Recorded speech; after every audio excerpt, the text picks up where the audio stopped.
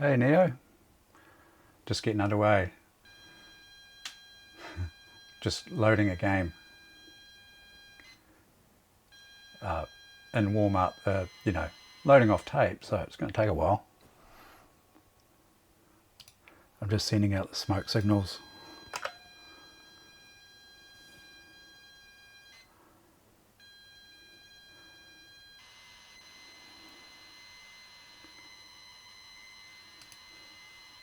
Manic Miner is like flagship game for the Spectrum, the Specky.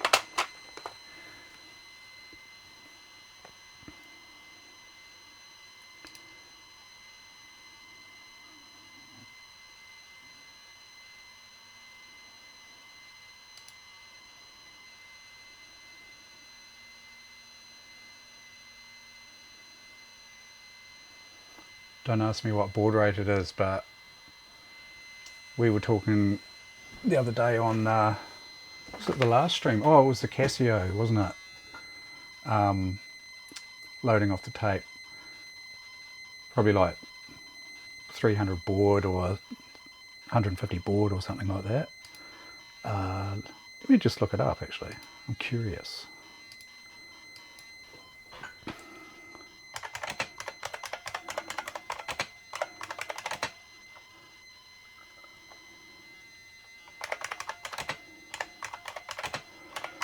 I don't have any noise cancellation.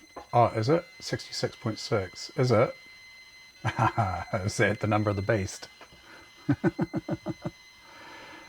I don't have any noise cancellation on because I want you to hear the full goodness of all the noises that the Spectrum makes.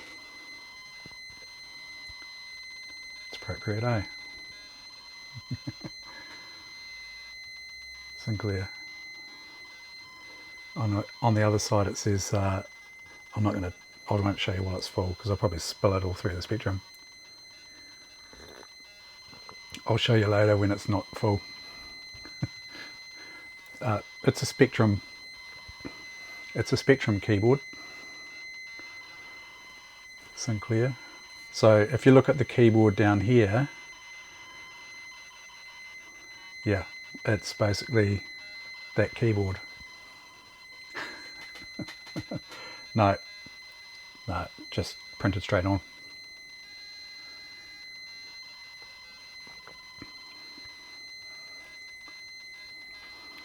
My Star Wars one's heat sensitive and it's got lightsabers. It's got the handles all around the bottom of the mug, and then when you fill it with hot water, all the lightsabers light up. It's pretty cool.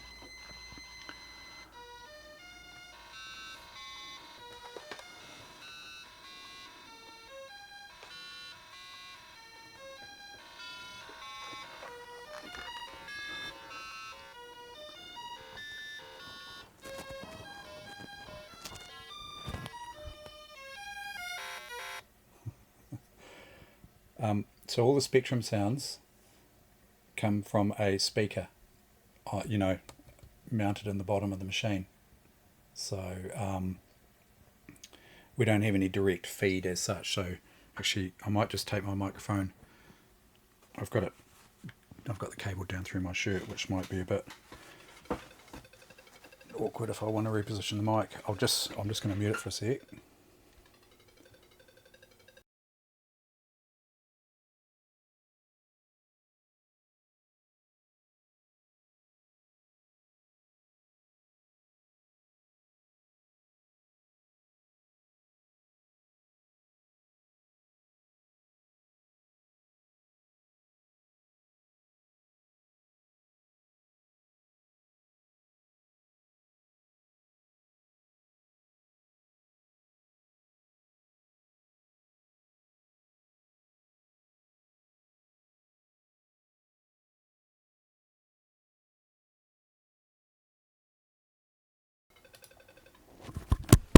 Oops, sorry.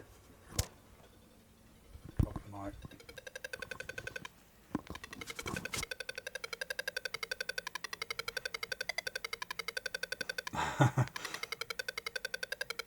I had an Amiga one at work, and yeah, generally everyone, you know, respected that.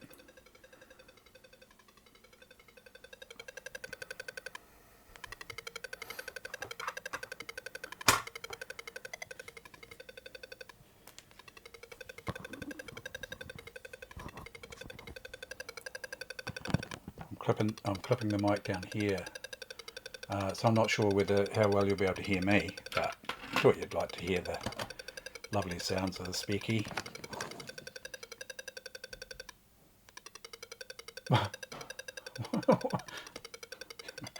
You didn't set them on fire or anything, did you, I hope?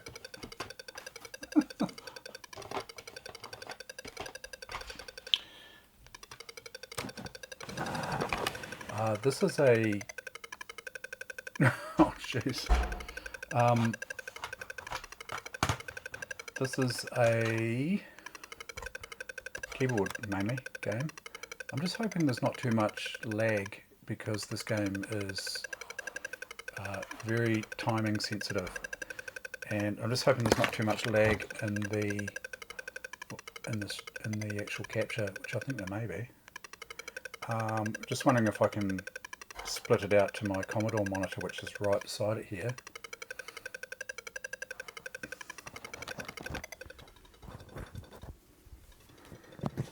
I didn't put too much thought into that, considering the capture setup. Let me show you the capture setup. Oh geez. I'll switch over. So this spectrum is RF, right? Like old school. Oh yeah, janky chain of jankiness for sure. Yep. That's RF, right? So that's like old school TV terrestrial transmission. And so that's what you used to have, you know, like your TV with the rabbit ears, or an aerial on the roof, for those who are old enough to remember. The aerial would come down to your TV, right? And it was RF. So that's what this is. This is just RF. Yes, C64 is the same.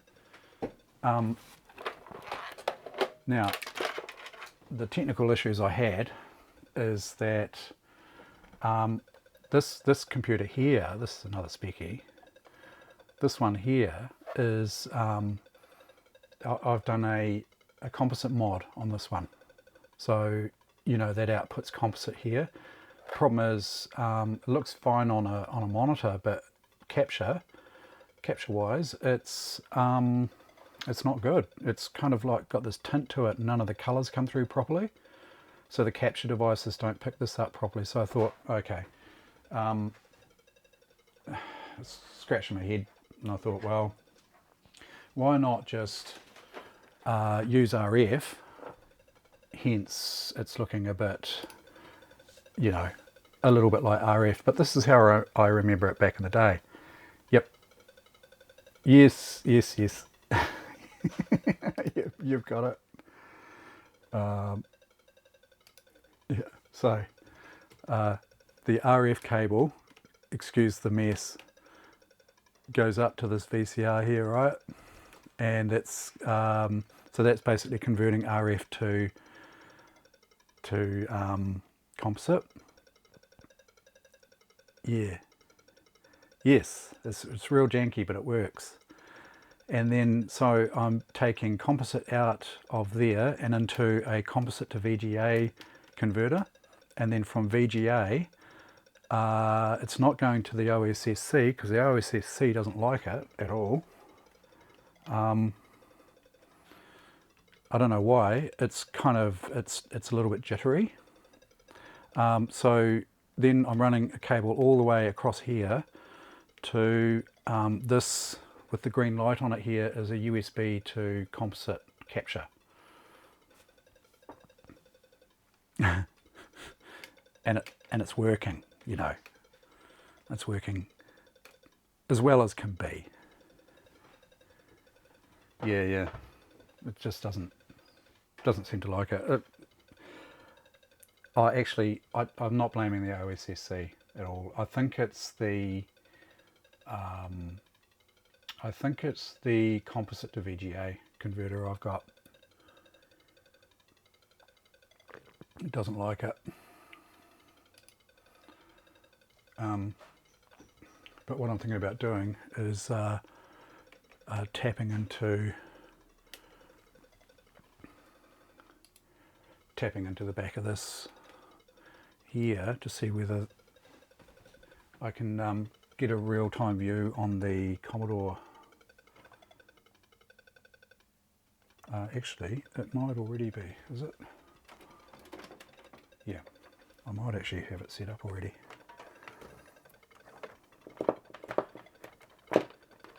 Because I won't be able to play this game if there's any lag at all.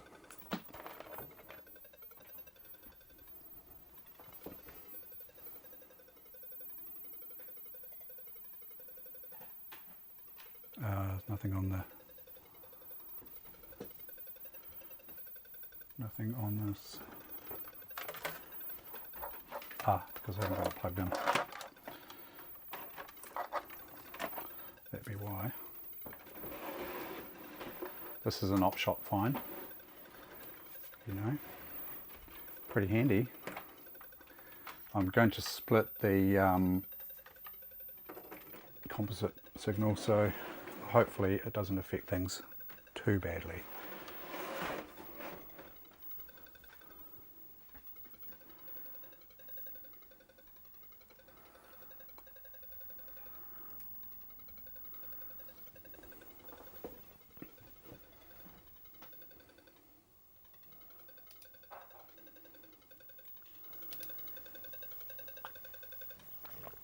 It has degraded the signal, hasn't it?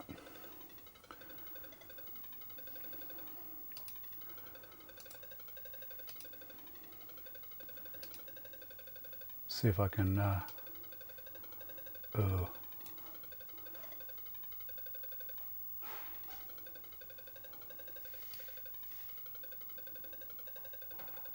yeah, isn't it?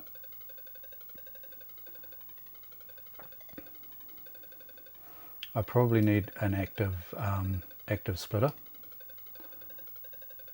Do you reckon it's good enough? I mean, it's still not. It's not 100%, but it's viewable, right? Yeah, good enough. Good enough for me.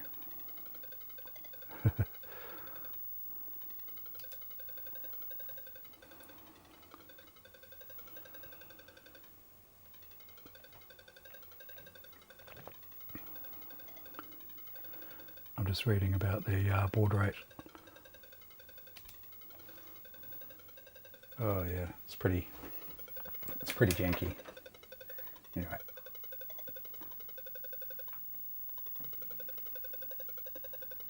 Contrast has to go up a bit.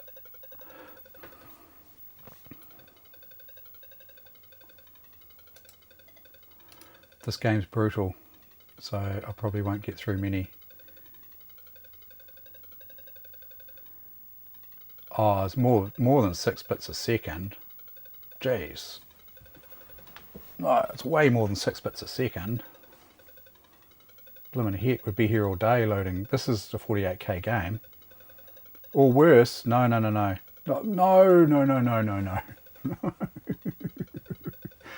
It's like 150 or 300 or something. It's not 6. Because 6 bits a second, right? Yeah, jeepers. It's 48K. Crunch numbers on that. If it was 6 bits a second, crunch numbers, see how long it would take to load 48K. Be here all day. Longer than 5 minutes. Let's see if I can just crank that contrast a bit more.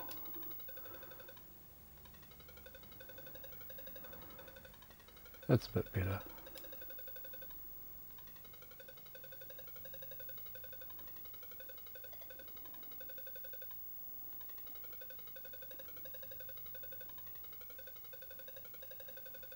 Oh, 6 BPS, I read that as 6 bits per second.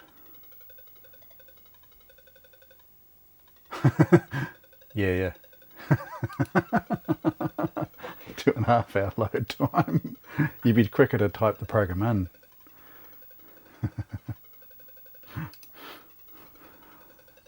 Right, let me show you Manic Miner for those who have never seen it. Everyone's seen Manic Miner, right?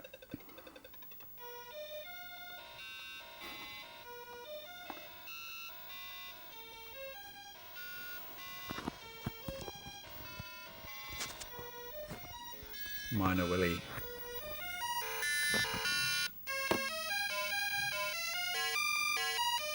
Yeah, it's horrendously washed out. Okay.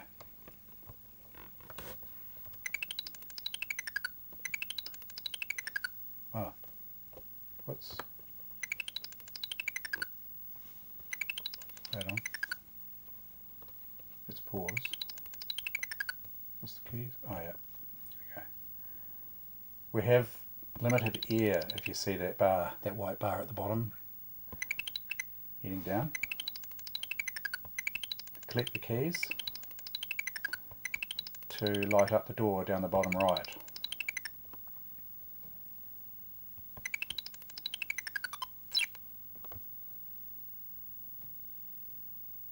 I am rusty.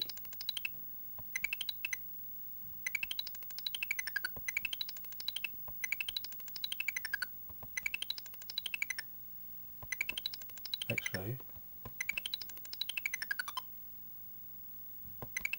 just seeing if the capture is... captures actually pretty well in real time. Oh.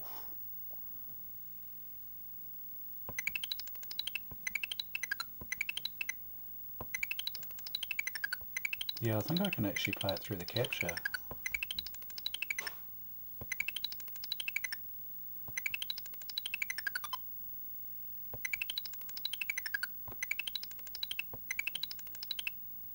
Yep.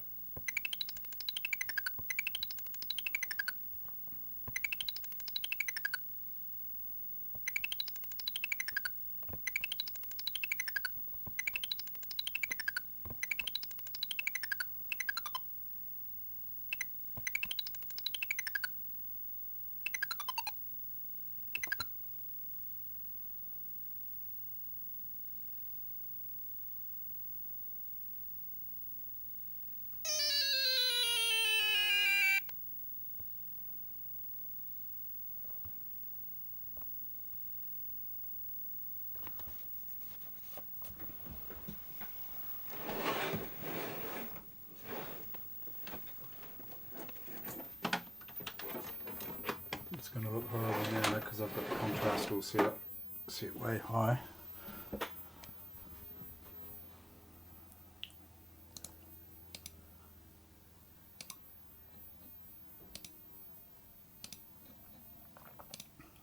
It is quite dark still, isn't it? But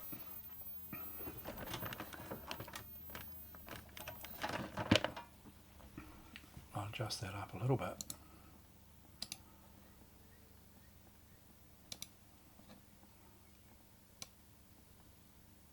Night mode.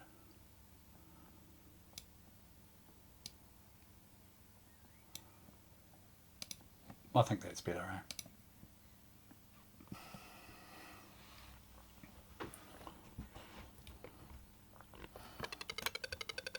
I've lost too many men to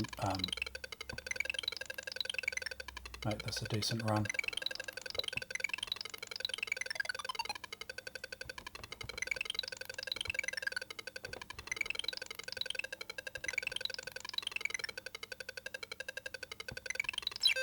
Oh! Any Monty Python fans out there?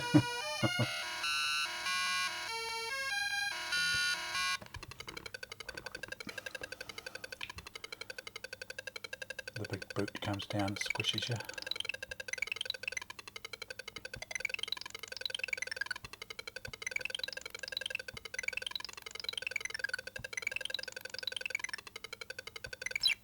Oh!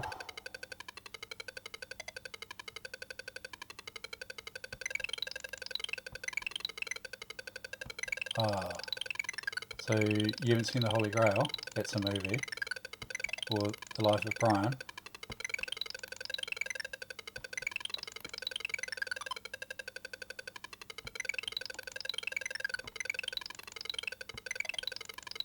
Oh, really? Oh.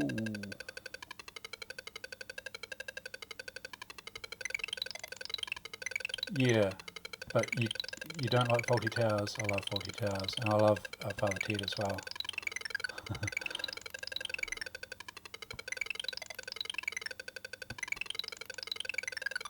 Yeah, no, fair enough.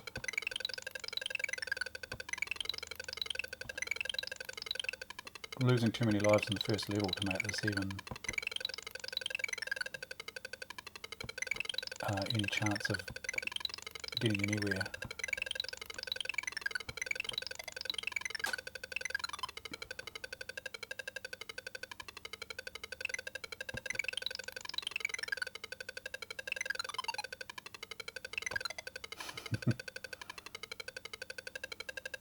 FTs? FTs. Not sure what FT. FT. Father Ted. Oh, yeah. Yeah, yeah.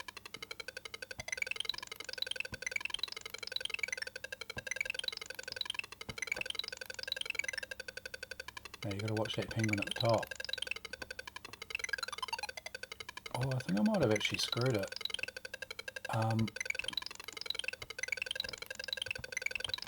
Go, go, go, go, go, run, run, run, run, run. Oh.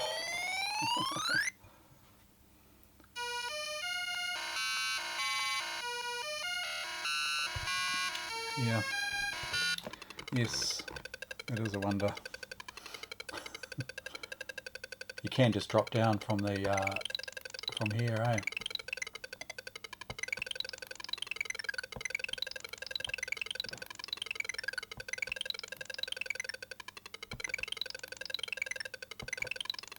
Oh, that wasn't good. Drop down from now. You got me thinking. So you mean, but that means coming all the way back over. Yeah, I'm not exactly sure what you mean. I could drop down from where? Didn't go the other way. What? Yeah, I'm not quite sure what other way you mean.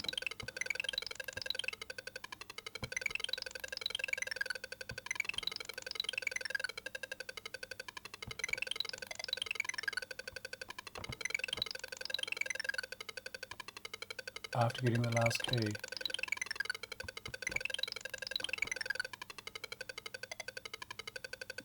What yellow thing? I can't go down. Not quite. Oh, I can't. There's a tree there. I can't. You have to. You have to go this way. You can't. I guess you could try. Yeah, I get. No. So that's going against the flow. So even if I can make that jump, see between those two shrubberies, I think you get stuck on the conveyor. Yeah, I don't think that's possible. I've never seen it done. I've never done it. Never even thought about doing it. Oh yeah, yeah, yeah. Yeah. Everything's lethal in this game. Yeah, pretty much. I mean, if you're stupid enough to go jumping around with bloody stalagmites, stalactites, whatever they are, you probably deserve to die, right? Get the Darwin Award for that one.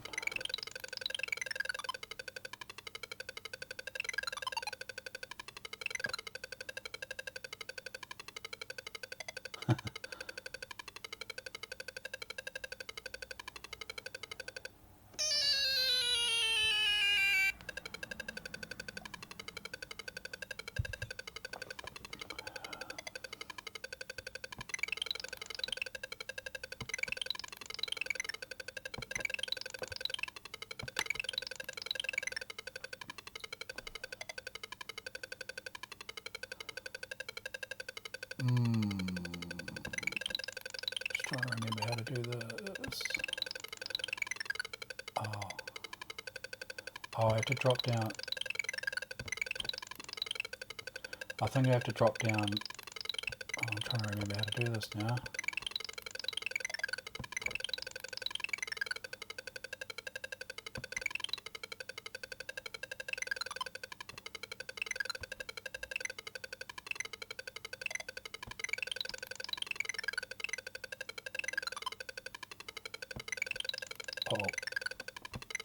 Oh.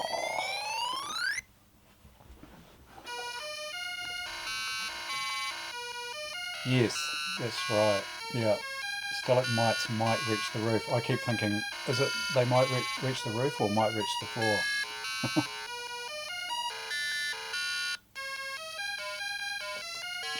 Might reach. And tights hang on. Okay, yeah, that makes sense, yeah.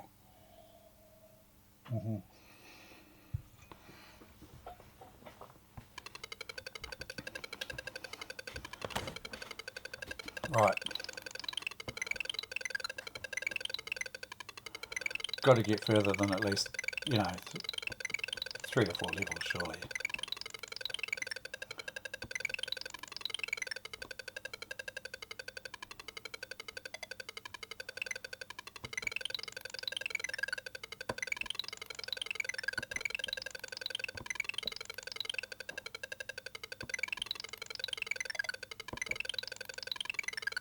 Damn it. Oh, I did get it.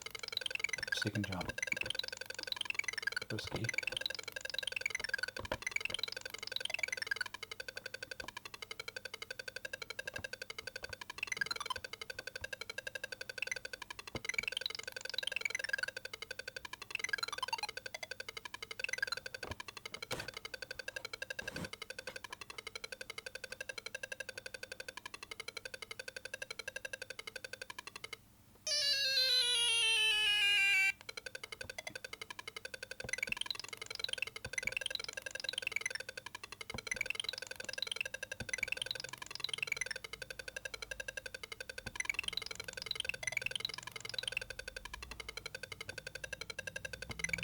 Oh, gonna die?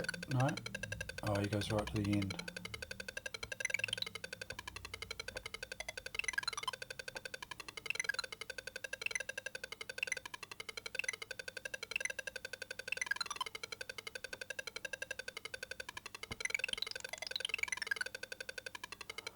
Now, can I get to this one?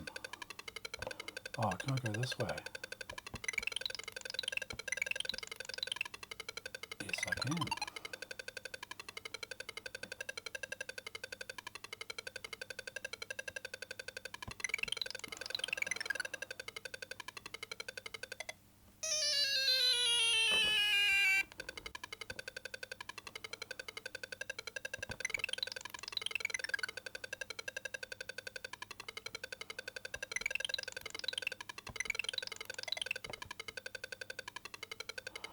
Oh, jeez.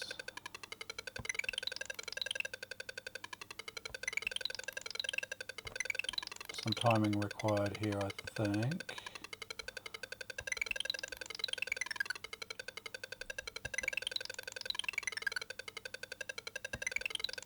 Ooh.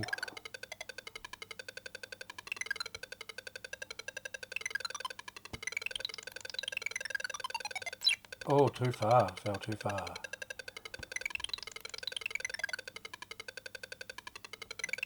Start again. It just resets.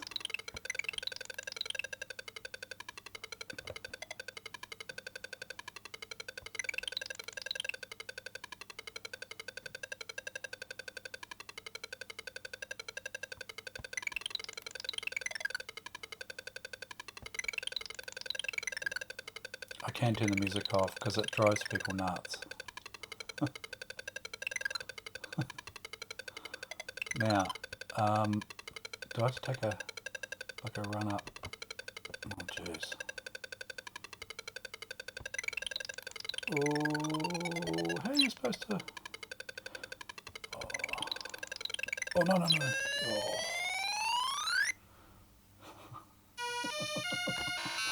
I've forgotten how to play it.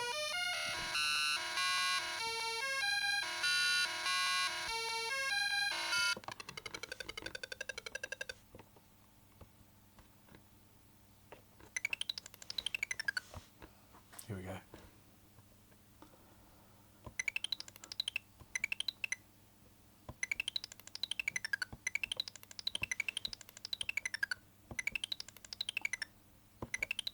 '80s games, eh? They're brutal. Just so you get your money's worth.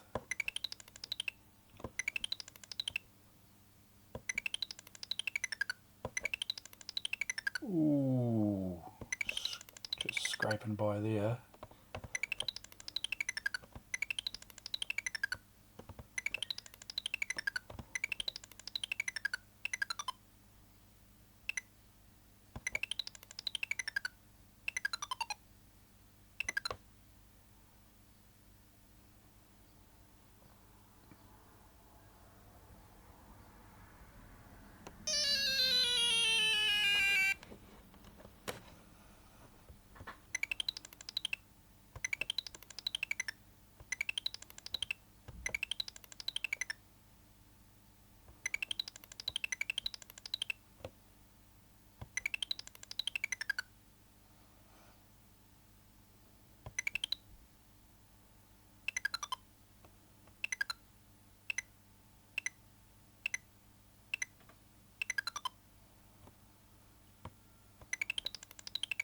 Oh, bloody hell.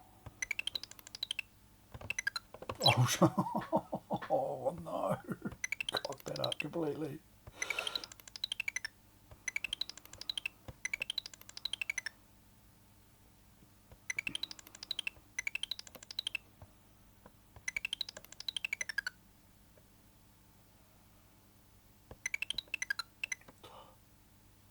See, that's all good.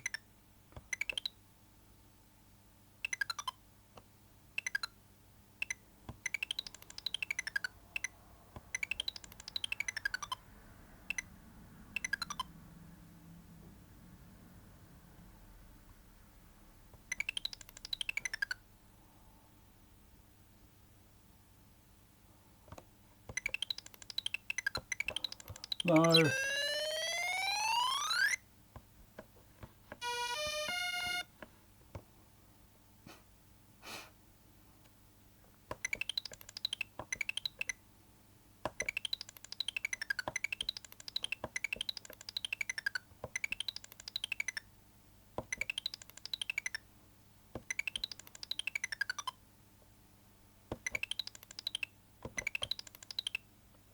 Yeah, if you leave that jump off the conveyor to the last pixel, pretty much, you can get to that second platform.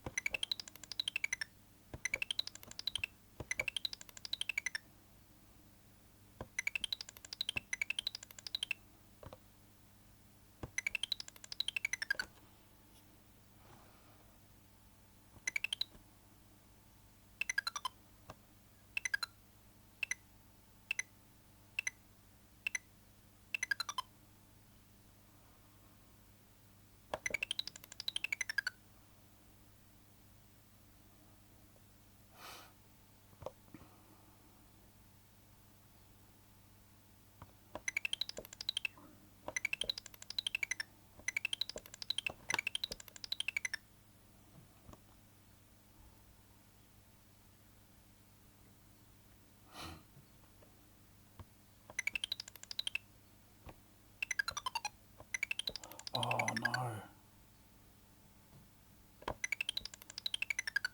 You have to have momentum, I think, for that. I think I can do it this way. Oh no. I think I was walking on that earlier. try this. Got it.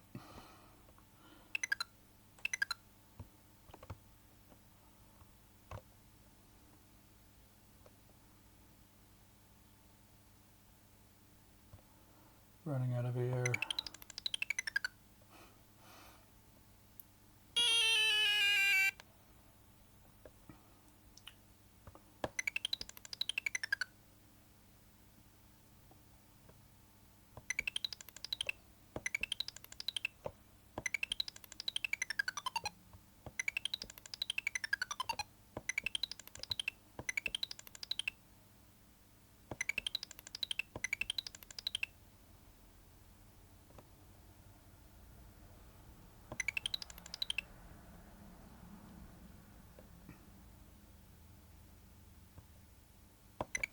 Oh. Oh.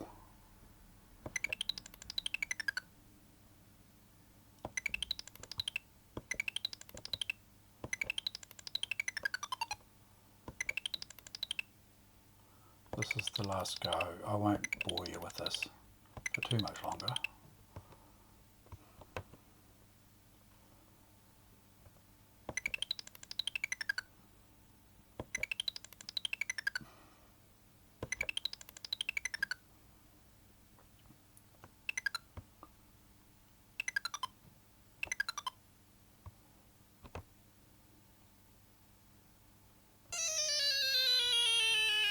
Level 4.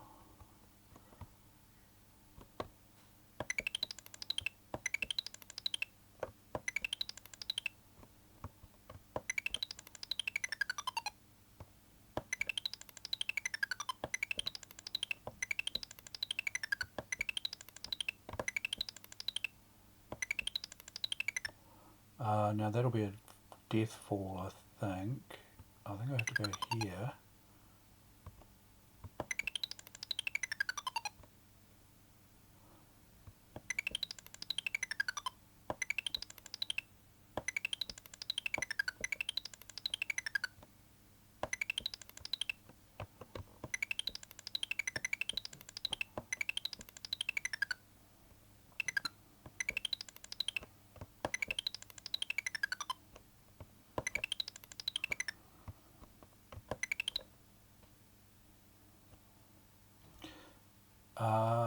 Is that a death fall? Oh, it might be. So might that. Or maybe not. That is.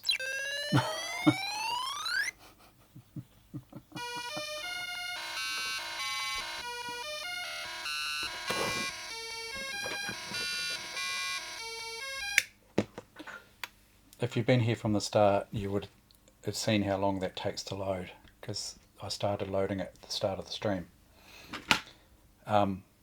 This computer has got quite a nice little add-on. It's got two add-ons on it at the moment. You'll see that the stock specky, some of you probably already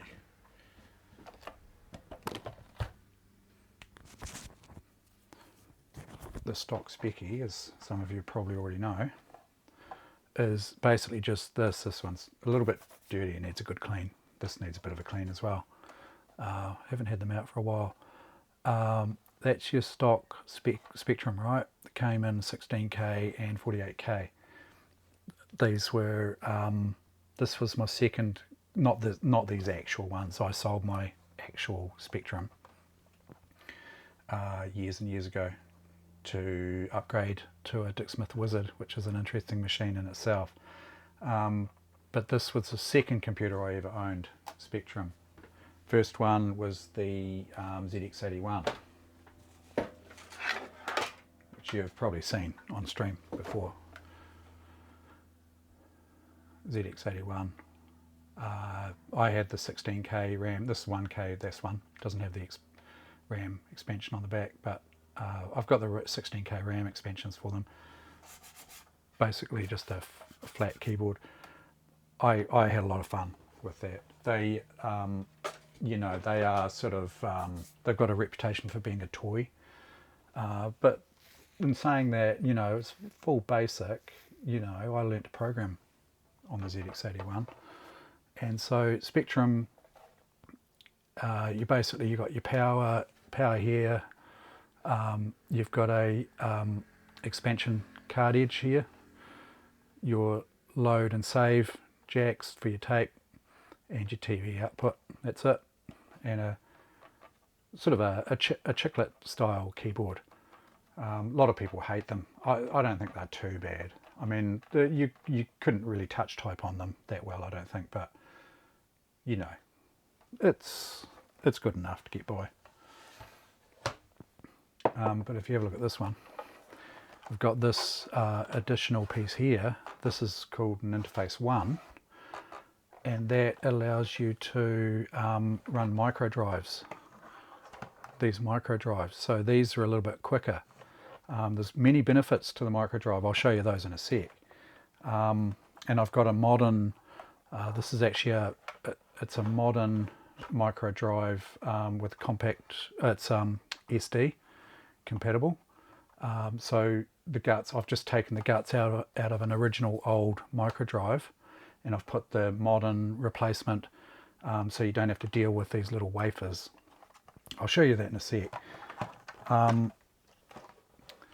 And you can also network them. So if you've got two of these, if you've got two Speckies and two interface 1 adapters, there's ports in the back here, so send and receive ports.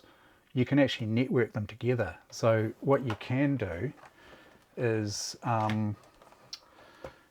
you can fill the, well, what you can do is the problem is when if you're developing on these, right? If you're developing in machine code, you have to load the machine code editor, let's say from tape.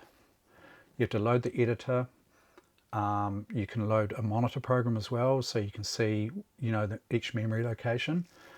And you can do your machine code or assembly language programs that way. It's all well and good, but when you go to run them and if you've made a mistake in any way and you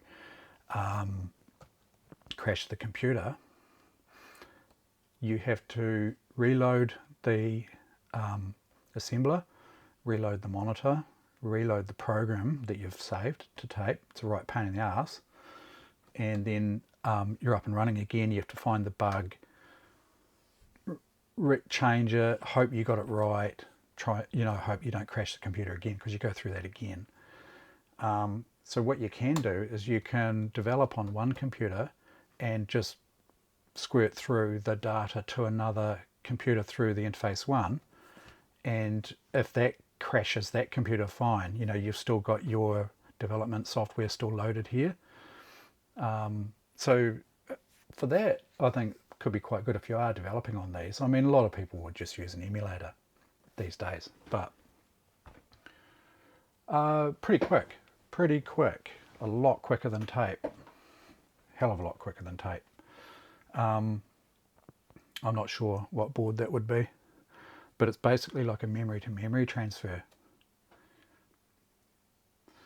So yeah, pretty quick.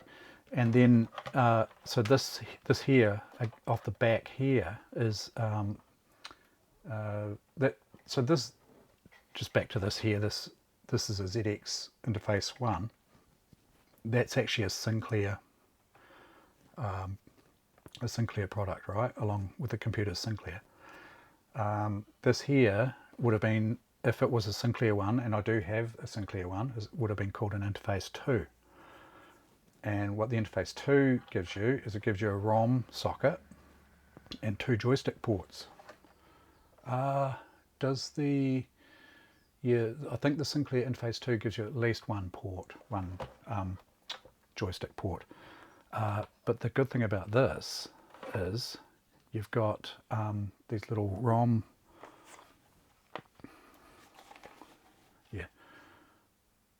these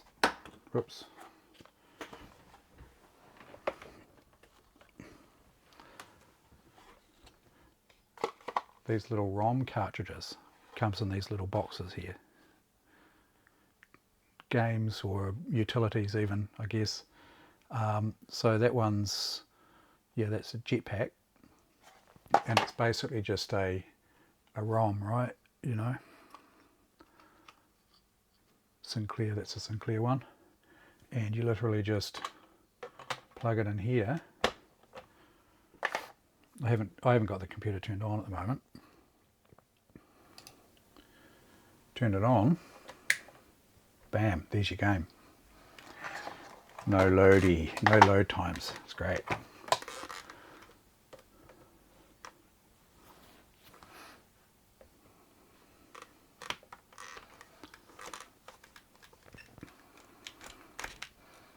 Oh, this can be brutal too. Run.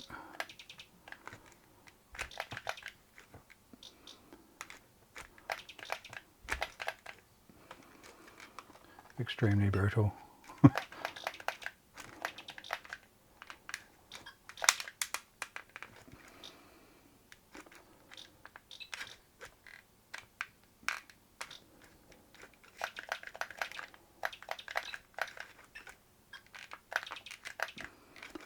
Basically you have to fill the rocket, assemble the rocket, and then get some fuel.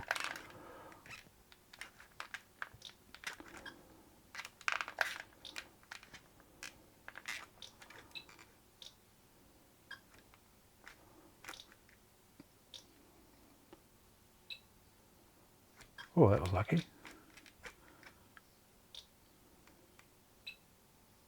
Oh, lucky again.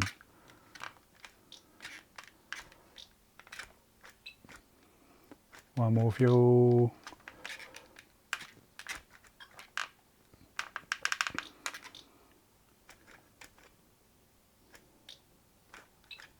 And then you have to hop in the rocket.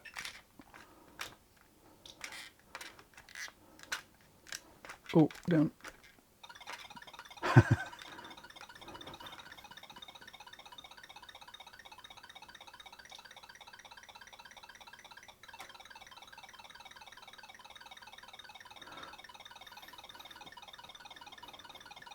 This came on cassette as well.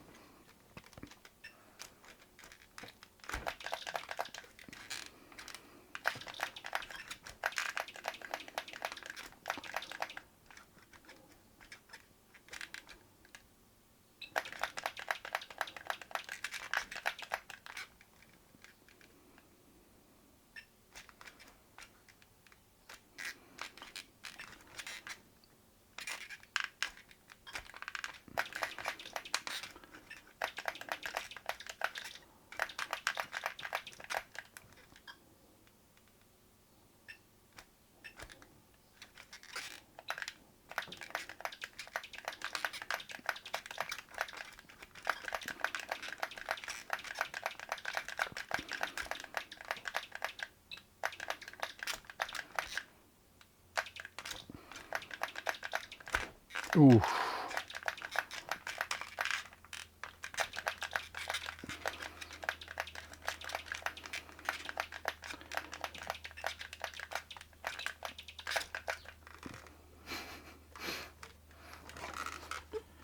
Pretty hard on the old joystick.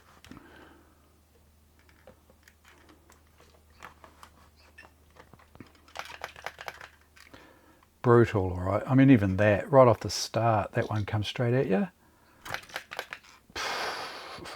I'm just going to give up on that one, restart. I want to get through one level, 2 levels.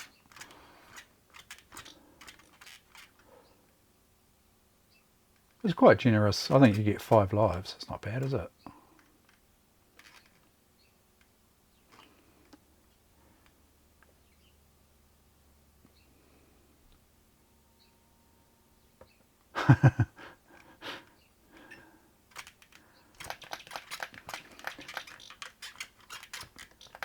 Yeah, certainly. I don't think kids of today would have the patience, would they, to play this? I don't know, they're too spoilt with fancy games.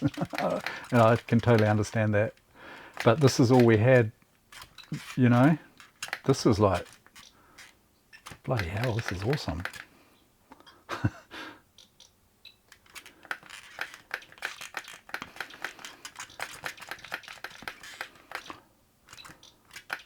back in 1980, bloody 1983 or whenever it might be.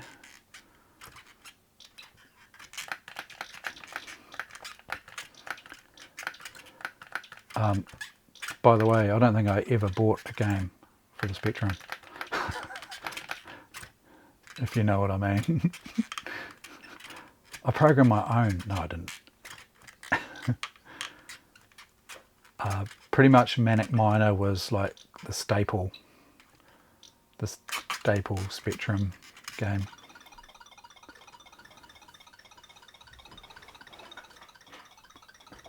I've paid for a lot of Windows. We got them dealer price, like not for resales. So the not for resales, because I work for computer companies, the not for resales Windows were cheap.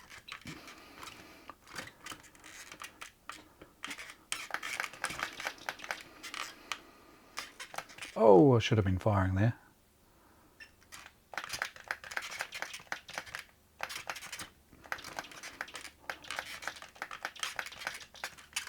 Oh, shoot. Get out of it. Oh, it's got brutal.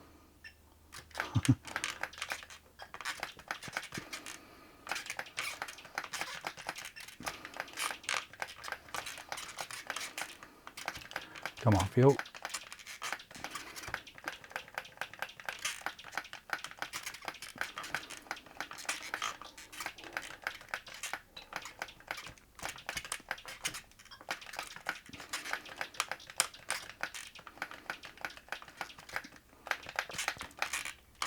Ooh.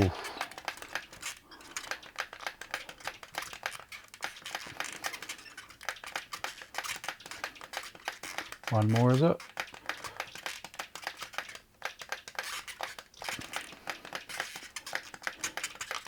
Oh, oh.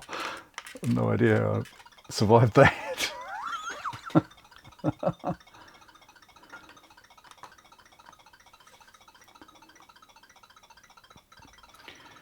Oh, no, I mean for personal use. I don't mean computers for use at work were always supplied with the OSs and that, but I mean computers for home. I always bought Windows, you know, NFRs.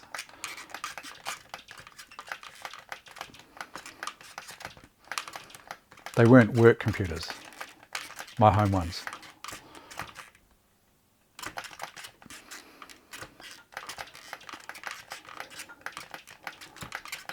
And the balls are a bit more sort of random, these bubbles. Ooh.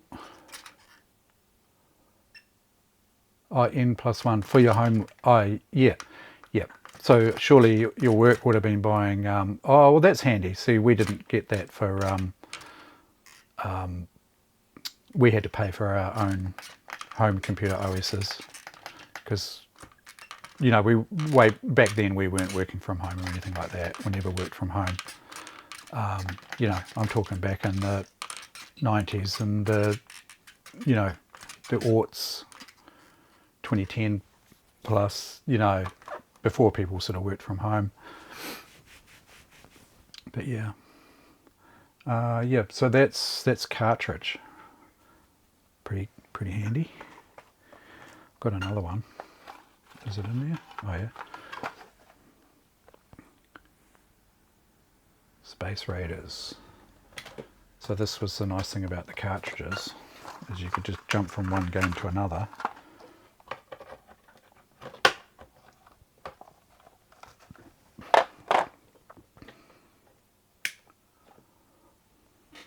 Bam. Just like that. This will be a keyboard job. Spaceys, I mean what everyone wanted on their home computer. This is quite a good version of Spaceys actually. I like this one.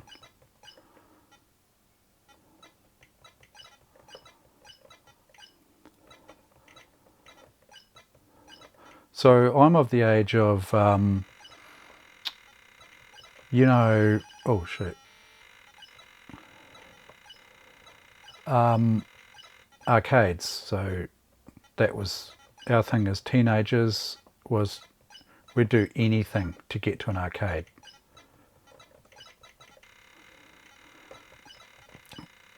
So Space Invaders, you know, Pac-Man. I remember a friend of mine coming around to my place, and he was like, "Oh, I went to the tavern, the Fairfield Tavern, with my parents last night, and there's this cool new game where you go around with this thing and you eat up these dots, and you eat your power ups, and you can eat that turns the monsters into ghosts, and you can eat them, and you know, and it's like, oh my god, what, that sounds awesome. Because we were just, the only thing we'd ever seen was like this, Space Invaders, right? And then there's like Pac-Man, bloody hell. So, and then, so that would be, a Friday night would be get the bus into town. I lived in Dunedin, so bus service was pretty good. And first thing we would do is run straight to the bloody arcades. There was quite good arcades there back in the day. A couple of really big arcades. So awesome. Just the noise, the absolute din, all these electronic games, and sort of darkly lit, really cool, really cool. So that was run there, spend all your money, all your pocket money, and then maybe save enough to buy a record. Make sure you didn't spend like $11 or whatever it was to buy an LP, and run straight to the bloody record shops and peruse the record shops, and yeah, good times. That was Friday night fare pretty much as a teenager. Pretty cool. And so just the thought of having games available at home was just amazing. And that's where the old ZX81, even though it was black and white and no sound, and I had this blooming games machine at home. I didn't have to go and, I still did go and plug 20-cent pieces into arcade machines, because the ZX81 wasn't quite up to it, right? Because by then, like games like Defender and things like that were out, and I just loved Defender, and the ZX81 just wasn't up to it. This is Spectrum's not really either. Things like playing Defender properly. The best Defender outside of the arcade that I've played is actually on the Amiga, but it's brutal right off the bat. I mean, Defender was hard enough as it is, but geez, the Amiga one is brutal right off the bat.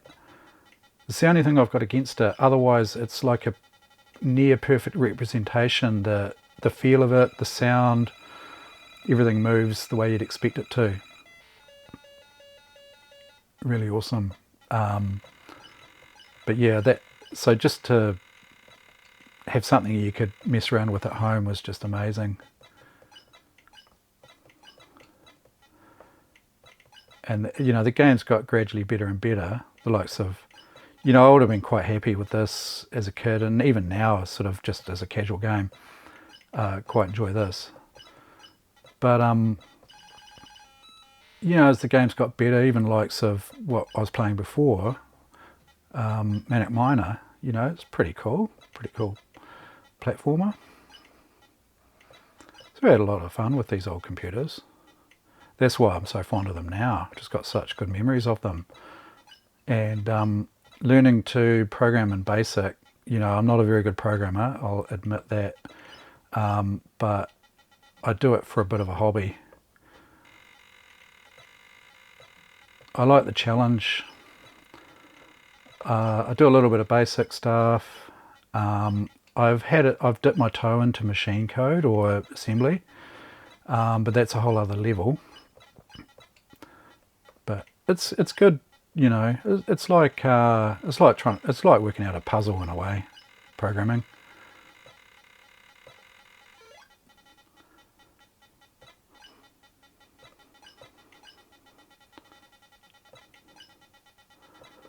So this here is programmed in assembly. You know, this is direct assembly from the ROM cartridge. The basic on these computers, you'd never ever get the game running like this. Basic's just too much of an overhead.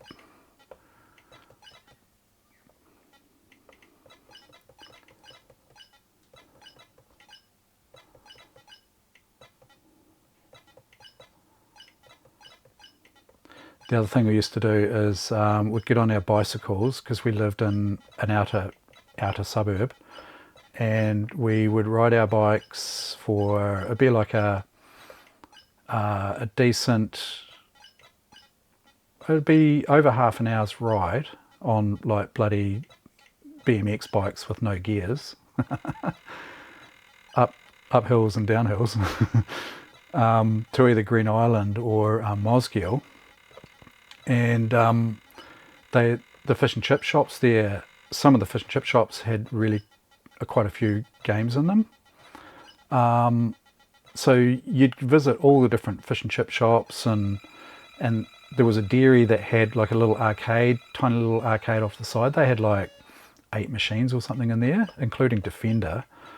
And so we'd just go hop on the bikes on the weekend and ride into Green Island or whatever and just bloody spend all our money on Spaceys.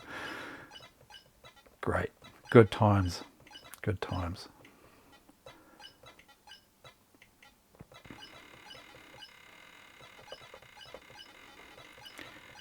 And if we weren't playing bloody Spaceys and stuff like that, we'd be on our bikes, or you know, riding BMXs, and then a little bit later motorbikes, trail bikes and stuff.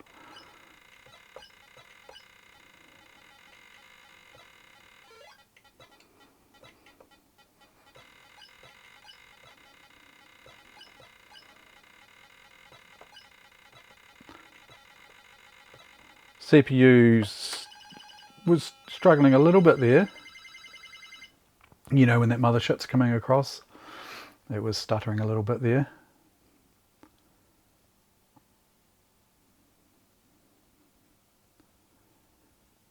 Oh yeah, Street Fighter. Yeah, that's a little bit later, eh? I remember Street Fighter as well. That would have been what, 90, late 80s, early 90s, was it, Neo?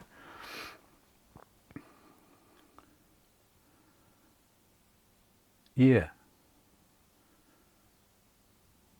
Yep. Yeah, it's what got you into coding. Yeah. It's it's a good. I like it as a pastime because no pressure. I wouldn't like to do it as a job. Couldn't think of anything worse. My daughter does it as a job, but yeah, I just couldn't do it as a job. I don't know. I don't mean I couldn't think of anything worse, as in it would be a horrible job. It's just not my cup of tea. Yeah.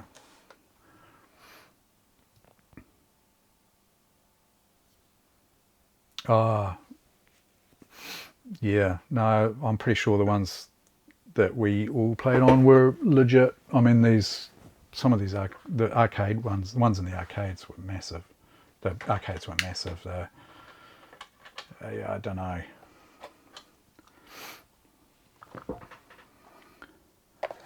That's Space Raiders, Space Invaders clone. Pretty cool.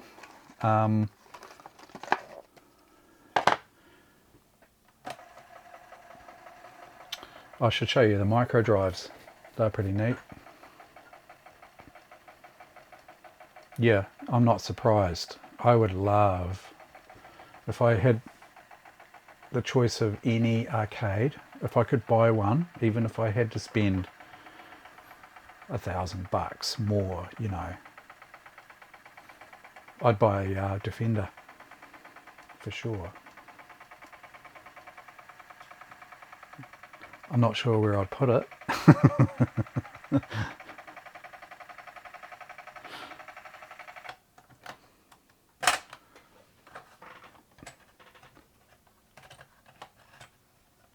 Oh yeah.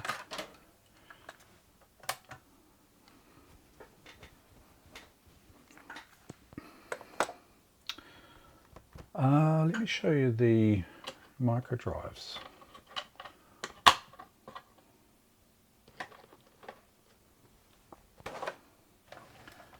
Oh, and then I'll show you, I could show you the programming I've been doing as well. I'm not sure if Matt's watching. If you are, Matt, you can send me a message through Signal. Just so, because I'd like to show you the what I've been working on.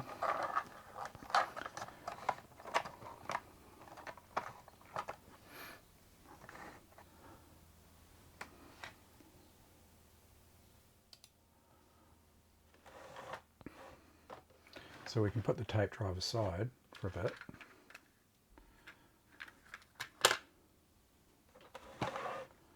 Because we've got these here, and so these are Microdrives. These are Sinclair Microdrives, and I mean, I would have lusted for anything like this. I mean, as a kid, I literally just had the Spectrum by itself. No, I didn't have the interface 1 or this interface 2. So I just had the Spectrum and the tape drive. That was it. Tape games came with a really good manual. You know, this manual is basic programming. It's pretty much all it is. And so it basically just assumed that you knew nothing, right? It took you right from the start. Basic concepts right through to expressions, creating functions, arrays. Arrays get used quite a bit. Conditions, the character set, printing on the screen, colors, sound, the beep. The printer, actually I've got a printer too. I would like to try that out. And using machine code, a little introduction into machine code, which I'd never understood as a kid. I had a friend, he was a bit older than me, and he sort of got me into this stuff. He got me into, you know, the Spectrum or the ZX81 and the Spectrum and things like that. School had ZX81s, and he was into machine code and stuff. He was, I think, yeah, he was at sort of university when I was at high school, so he was a little bit ahead of me, but he bought the Sinclair QL, which is like more like a business machine. And I remember seeing the Microdrives because the QL had the Microdrives built in. So I do remember that. And I just remember seeing those things and thinking, wow, because the problem with the tape is that, you know, like on this tape here, I've got, so you've got file copy, Jetpack and Manic Miner on this tape. But it's a sort of a dumb system, if you know what I mean. Like when you turn the computer on and you hit the load command, you put the load command in here to say to the computer load whatever's coming in from the tape drive. You have to have this queued to the right place. If you don't have, like if I just started playing that, it's going to load the first game, it's going to load the first program on this tape. If I wanted to load Manic Miner, which is the third program on the tape, you have to fast forward using the tape counter, if it's working, use the tape counter, and if you know where on the tape it is, you fast forward to that so that you get your tapes. Let's say it was 020 or something like that on the tape counter, you fast forward to 020, and then you hit load on the computer and you push play on the drive and it'll load Manic Miner, for instance. They're pretty dumb, but as long as your tape counter's working, it was fine. You know, it worked. The good thing about these is these are actually a continuous tape.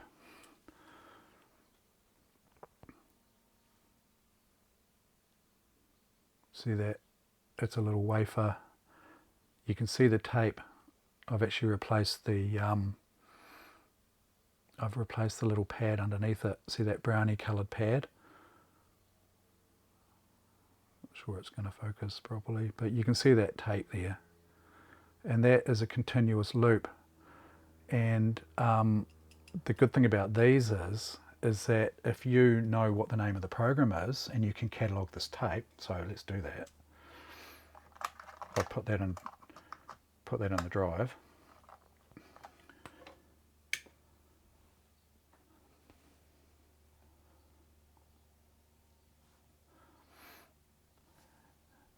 A lot better than non-continuous. Unless you've got an intelligent drive, which I do for the HP calculators. I've got an intelligent drive that's not an endless loop, but it actually tracks where on the tape it is. And so if you go to load something, it fast forwards the tape automatically to that point and then just starts loading. It's smart. And yeah, you're probably right. The continuous tape is probably not the most reliable, but it seems to work all right. These are notoriously unreliable. They're a dog, pretty much a dog. Yeah, well, that's same as a floppy, right? Same as a floppy.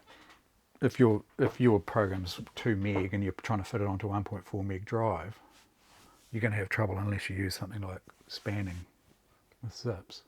Same sort of thing. Yeah, but you're talking about capacity. Doesn't matter if it's... I mean, the continuous loop is just going to fill up, same as a floppy would. No. It's smarter than that. No. It won't do that. It knows. It just says it has the same as a floppy, where it's if you try and write, let's say you've only got 10k of space on your floppy disk left, and you try and put a 20k file on, the system knows, the operating system knows, it says not enough room on the disk, right? Same with these. This knows how many blocks are available. It's got a certain amount of smarts. It's so if you try and write a file that's too long, it just won't let you do it. Yeah, and it'd have to be a big program. I think that the capacity of one of these is a lot more than the capacity of the memory. So it's very unlikely that you're going to get, well, it's virtually impossible to get a program that won't fit on the on here, because it won't fit on here anyway, because I'm pretty sure if you fill up 48k of this max, you'd still be able to write out that whole program to one of these wafers and still have room. So that becomes moot then, you know.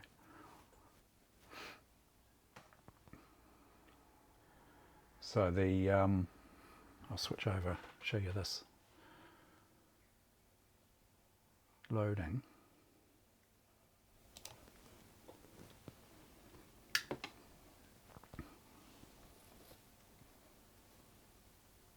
Or not. There's my, just gonna check this.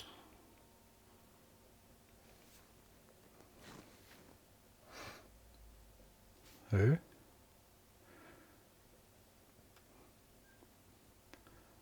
Why have I got nothing now?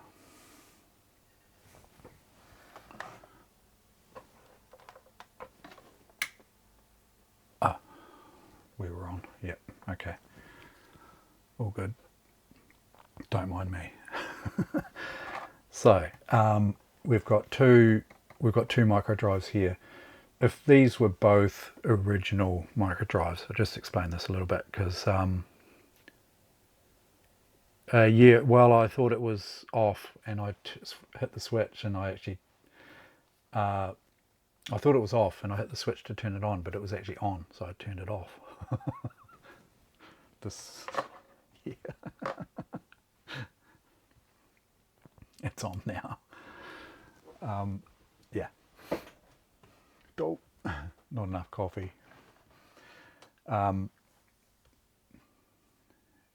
Yeah, but there's not. They're pretty basic. There's no on-off switch on the actual machine. This is so normally on a Spectrum, you don't have this switch either. I could hook up a status LED to this here, but this is just one that I had. And so normally you'd have to pull the power plug out of the back of the machine and plug it back in to reset it. They're pretty budget, you know, or you just hit the mains power off and on, you know. They were a budget machine, and that is, say, they got a bit of stick for being like a toy, but they're a lot more than a toy. A lot more than a toy. But yeah, so traditionally, you know, if you had one Microdrive, it'd be this first one here, because that's the first one in the cable. But I've got two here coupled together, so that would be drive 1, that would be drive 2. But because this is a modern, it's a Microdrive, basically a solid state modern recreation of a Microdrive. So the SD card here, you can actually store this here. What's it called? It's actually called there's a guy in New Zealand who makes them. It's the ZX Drive or something it's called. What the hell is it now?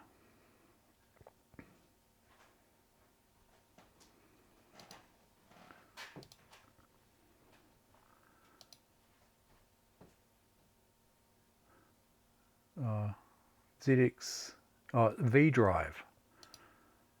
V-Drive. And you can get, so this is the V-Drive for the Spectrum, there's a V-Drive for the QL as well, which I've got. But effectively you can have this here, can be like 8 of these, 8 Microdrives. So it'd be like having 8 of them strung together. And so there's potentially 8 here. I've actually only got 5 mounted in here at the moment. So this is drive 1 to 5. Is it 0 to 4? This might be drive 0 to 4. Might be talking crap there too. It's either 1 to 5 or 0 to 4. And this is drive, the next drive, whatever. I think it's 6. So that must be 1 to 5. And then this is an actual original physical, you know, it's got the physical media. That is. Whereas I've got an SD card in this one, right? But if we want to, we can catalog, you can catalog these.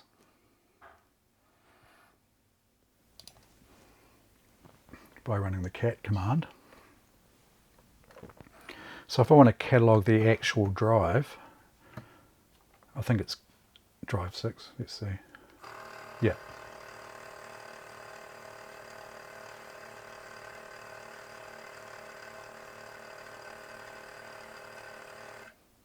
And there are all the programs. New is the name of the drive.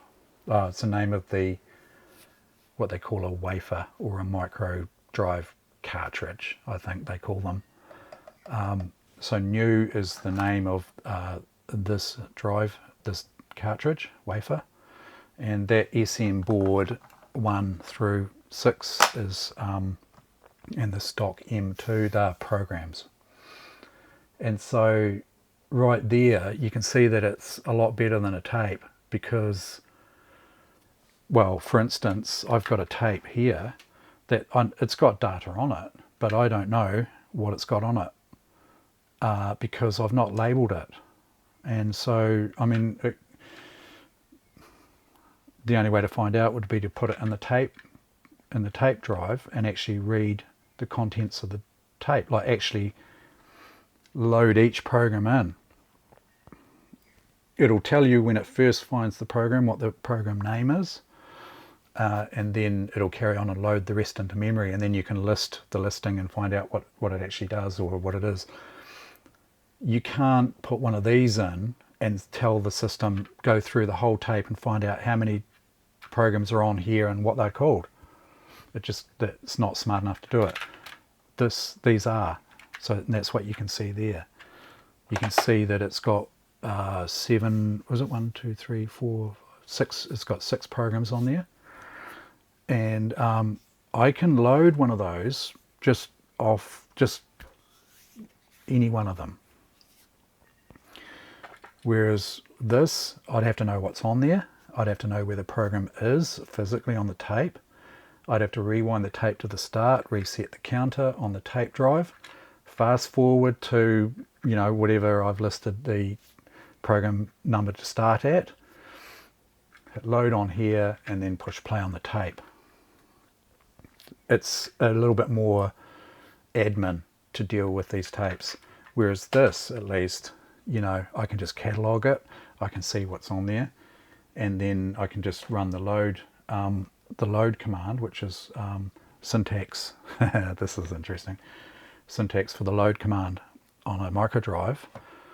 So normally on a tape, I mean, if you don't know what the name of the program is, you just do load double quotes, right? And no matter whatever the tape delivers to the computer, it loads it, providing everything's, it's starting from the start and plays right through flawlessly to the finish. But if we're loading from the microdrive, the syntax is load star, and then in quotes M for microdrive, then semicolon, then the drive number, which is 6, semicolon, then quote, and if I want to load the stock M2, close quotes, and hit go, it's loading it off the microdrive. It's loading it off here. There it is, done. So if I list it, this is my program, right? And so you can see that it's nice and easy to deal with. I mean, it's a lot better than tape. That's why, and a lot faster loading. To load this, in fact, we can do a little comparison if you like. What I can do is save this program onto tape, and then I'll give you a wee idea as to the difference in the speed.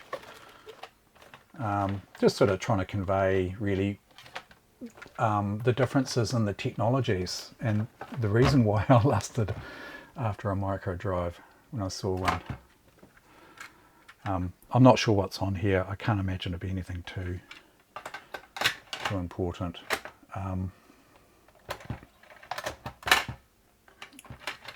The other thing you've got to do with the tape is you've got to,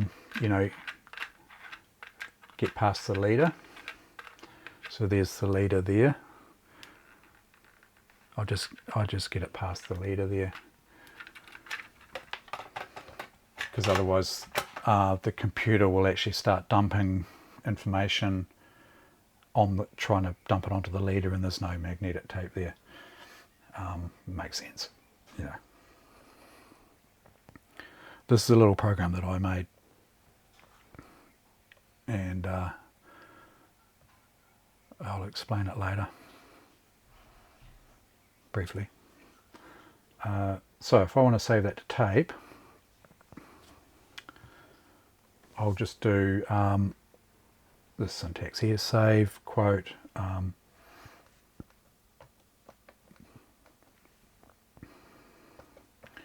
I've just called it stock M13, it's a board game helper, put it that way. Helps you when you're playing a certain board game called Stock Market, which I've got. My son and I like to play. So I haven't hit enter yet, right? So I'll just switch you across to show you what I'm doing on the cassette deck. So if I just push pause and save, right? So that's paused at the moment, but as soon as I unpause it, it's going to start recording the tape, but I have to hit enter to get it to do so. Yeah, see, when I switch to and from,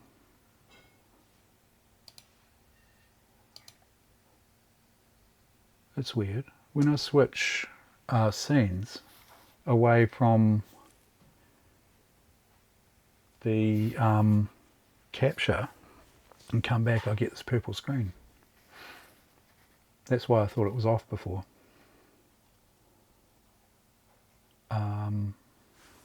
That's not helpful, is it?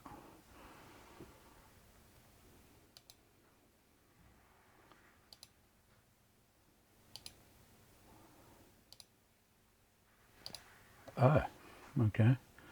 Even if I deactivate and reactivate it, it still doesn't come back. It's like I have to reset the computer. I'll do that. Oh, there it goes. Oh, have I got a dicky? Oh, I've got a dicky power. I've got a dicky power cable here. Ah, that's okay. All right, so I'll just quickly load that. Actually, let's see what's on the tape. I'll just see if there's anything on this tape here. Just load, push play on the tape. Don't know. Oh, it's a little game I made for Matt. Is it?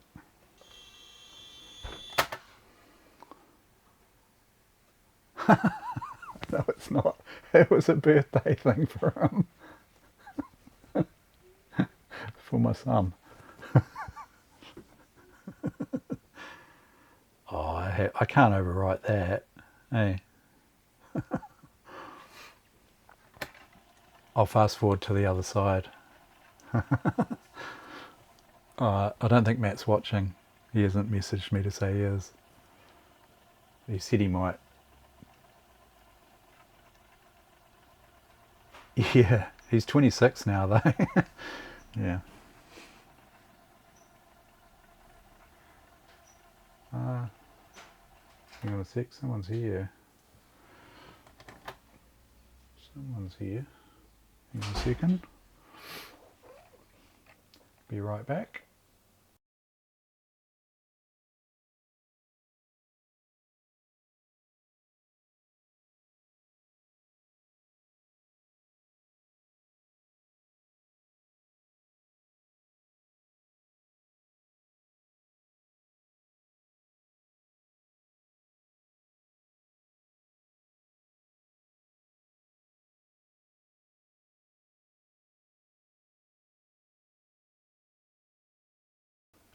Yeah, that's all good.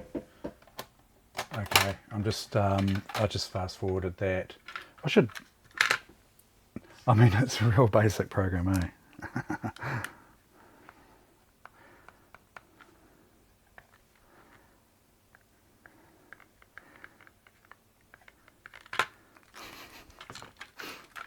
Right, side B, or the other side. Okay, I can break into that. That's the program. So it's just randomly changing the color and then printing at a random location, pausing and then looping. So new, right. Let's see if there's anything on. So you can see the problem here, right? So I don't know what's on this other side. I'm just going to try it. It's probably blank. It's good. Yeah, I think it's blank. Yeah. Okay. So if I break out of that, if I load the microdrive again,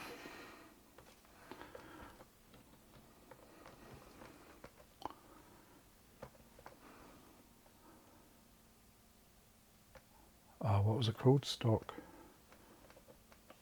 M2, wasn't it? I think. Yeah.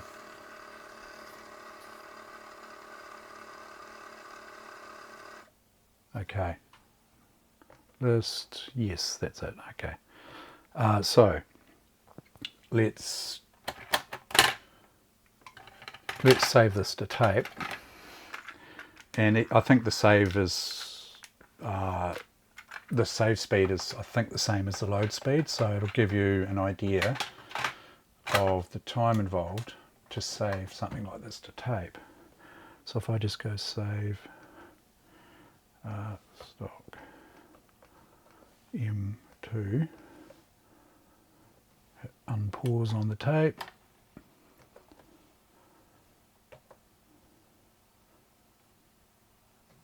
there's no feedback, I don't think. Oh, hang on. Here we go.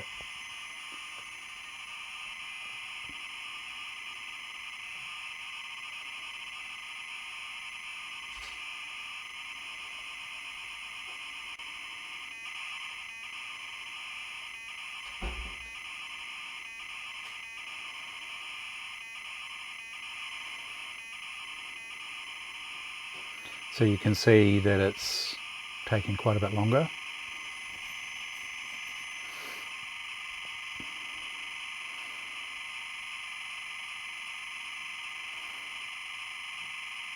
It's probably one of the longest programs I've ever written. I'll explain to you what it is soon, exactly, because I'm working on a new version. Right, done. Okay. Now, if I save that to the microdrive, and let's see how long that takes. Save, star, M for microdrive, device 6, give it a name, call it, I'll just call it temp to be really boring, right? Start.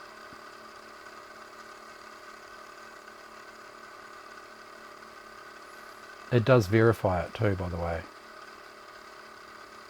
So it's writing data there. That's it, done, right? So you can see a lot quicker, a lot more convenient. Actually, no, it doesn't verify it there. You can run a verify command. I just have to remember what the syntax for that is, but yeah. So you can see that the microdrive is bloody handy. It's said that the physical media and the physical drives can be unreliable. This is a good one. I've got a good media here, reasonably good. If we catalog that, catalog number 6, I'll just put the microphone down so you can hear what they sound like.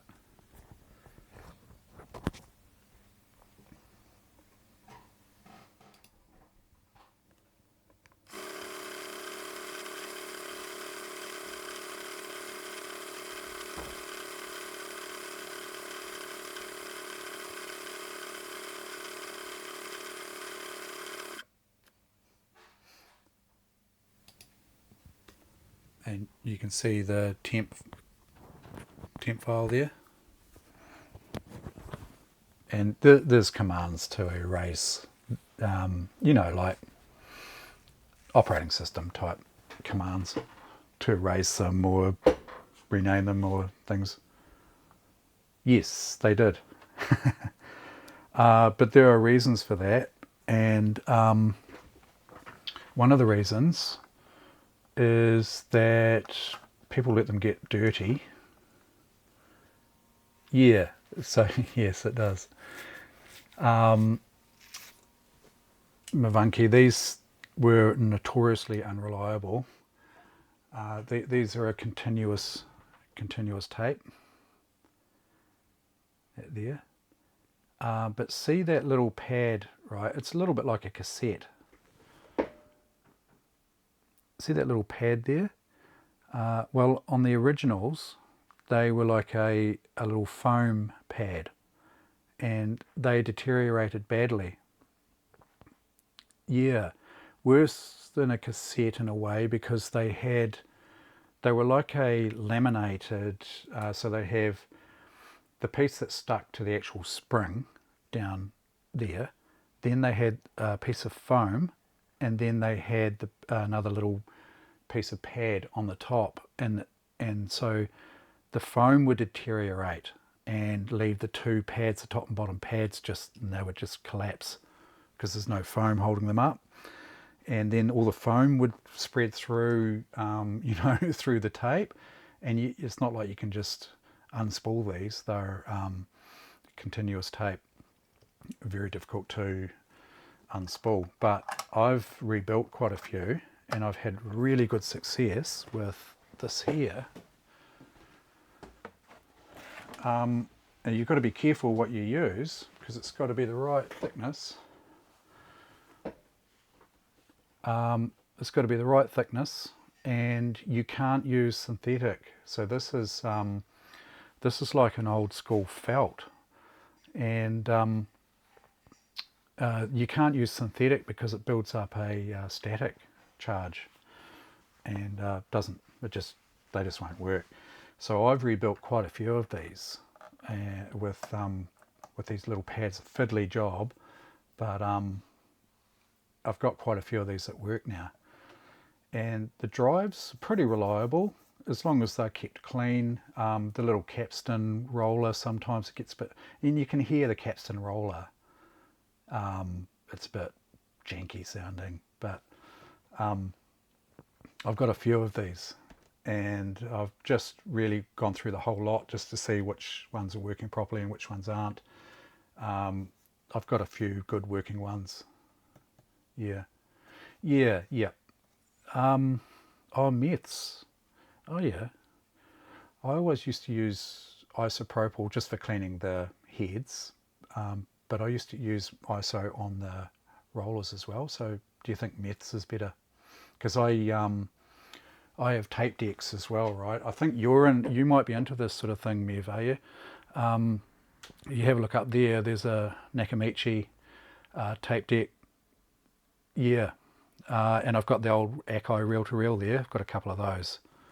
That Akai is glorious, eh? Absolutely glorious. And you hook it up to the old stereo. Oh, Walkmans. I've got a Walkman. Speaking of Walkmans, hang on, before I get out on a tangent here. I'm not sure if you're into your 4-track reel-to-reels or anything, but I've got the likes of this. I'm not huge into jazz or anything, but on that Akai, that there, Dave Brubeck Quartet. That sounds so good, so good. Just, yeah, really nice. And so,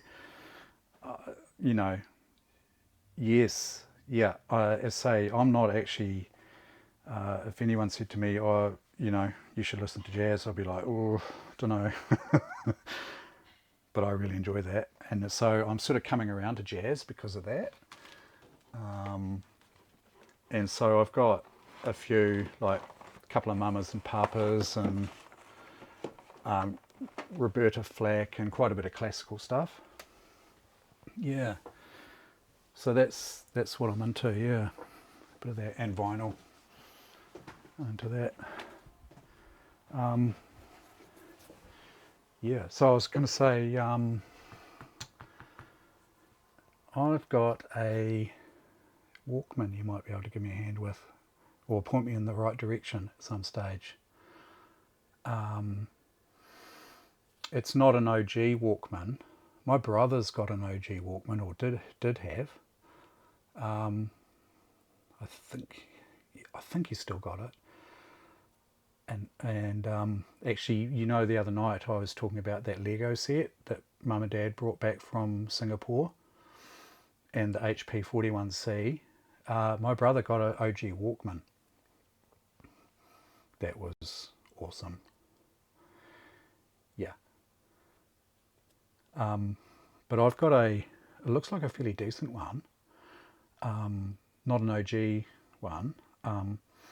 But from memory, when I play it, like all the spools and everything are turning, but it's just a whole lot of horrible noise comes from it. It's almost, could it be like an amplifier or something's gone? But anyway, I might have a, yeah, do I have it here? Hang on a sec.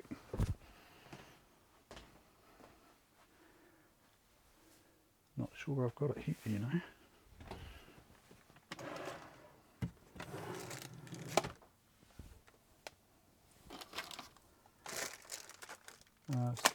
I do have a couple, but it's not the ones I was thinking of.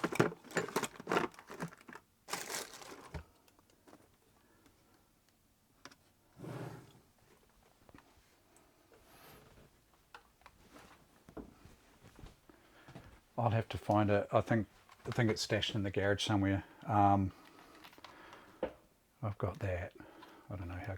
These are pretty crappy, I think. Ah, there's my Hobbit. I've got the Hobbit. Oh, I was looking for that. I thought I'd lost it because I picked this up at the at an op shop. I was listening to the Hobbit. I think it's part 1. Yeah. Ah, that's good. I like when that happens, eh? What's in there?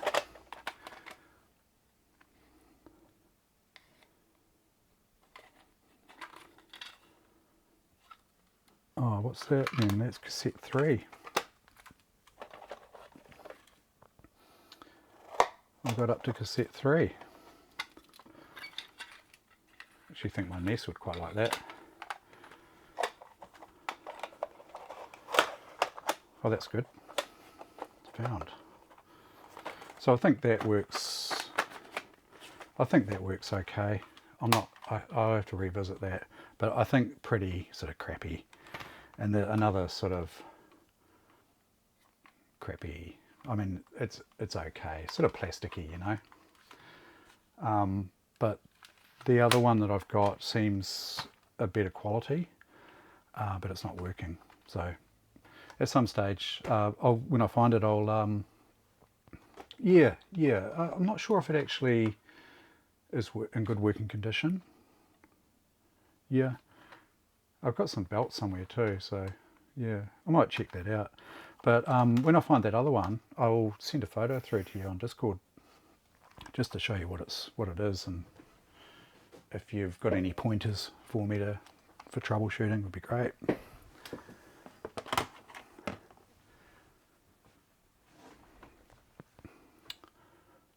So yeah, Microdrives, wonderful things. And so with reliability, as far as reliability goes, yeah, Mavanki's right. They've got a bit of a name for not being very reliable. So that's a thing. But yes, so that's called a V-Drive. It's called a V-Drive ZX. Kiwi bloke makes them. Just trying to look for his site.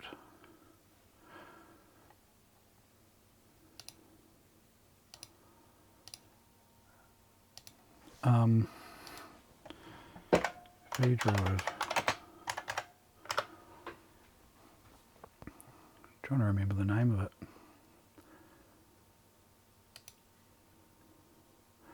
V-Retro. So if we go home, vdriveszx.com is the name of his site, is his URL. And so the vDrive, yeah, it's an external microdrive hardware emulator for the QL or the Spectrum with interface 1. And so to alleviate any reliability issues, we've got this one here, which is, this actually comes with a toolkit and all that. So I mean, it's mounted at the moment. I've got this drive here mounted. I'll switch over for you. I've got this like formatted, and I've got 5 drives set up. So Mev, I don't think you were here before when I was explaining this. Traditionally, you'd have, you know, like a drive, 1 drive maybe, or 2. You could have like up to 8, I think it was, daisy chained. Daisy chained? Not really daisy chained. They're just linked one after the other. Yeah. But this hard drive, this emulator here, you can have up to 8 microdrives. Yeah. So the next one in the chain is just your next. I think there's 8 maximum though. So I've got 5 here and a physical one here, because what I was doing is I was basically copying all of the files that I could off physical onto virtual, you know, media, onto the SD basically. Yeah. So if I do a catalog, cat, let's say cat 1, so that'll catalog the first drive that's mounted here. You'll see this light here will flash, or it might not. You see. Oh yeah, it's working. Yep. Okay, so there's quite a bit on this one. This is effectively I've catalogued drive 1, which is similar to cataloguing one of these wafers. And so the way you can think of it is there's 5 of these wafers, or 5 drives actually in here at the moment. But if I remove the SD card, and reset the computer, yes, yeah, I think Sinclair didn't call it a wafer. I think it's just a name that it sort of picked up, you know. If I start the machine without the SD card in, and I just hit run, it's actually going to run the toolkit from in the vDrive ROM. Yeah, just Andrea tidying up. I don't have noise cancellation on today because I wanted you to get the, you know, the full feel of the loading sounds and things like that. So now the toolkit's installed or loaded. If I insert the drive,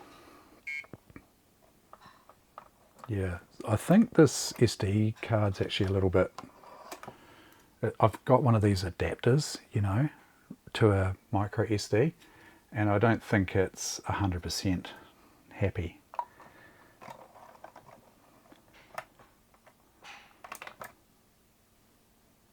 That I think has worked. So we can do commands like li. So that's listing the directories on the SD card. So I've got directories there, as you can see. Really just that was a sort of a backup project where I was backing up physical drives. So I wasn't imaging the microdrive cartridges as such, like holus bolus. I was really just taking each individual program and just copying them across to the SD card. So that's what I was doing there. And so you can LV, I think, is list V drives. Yeah, so these are the mounted drives at the moment. See, I've got 5 there. So utils / number 2 is, so that number 2 is a cartridge, effectively. utils is just the folder it's stored in on the physical media on the SD.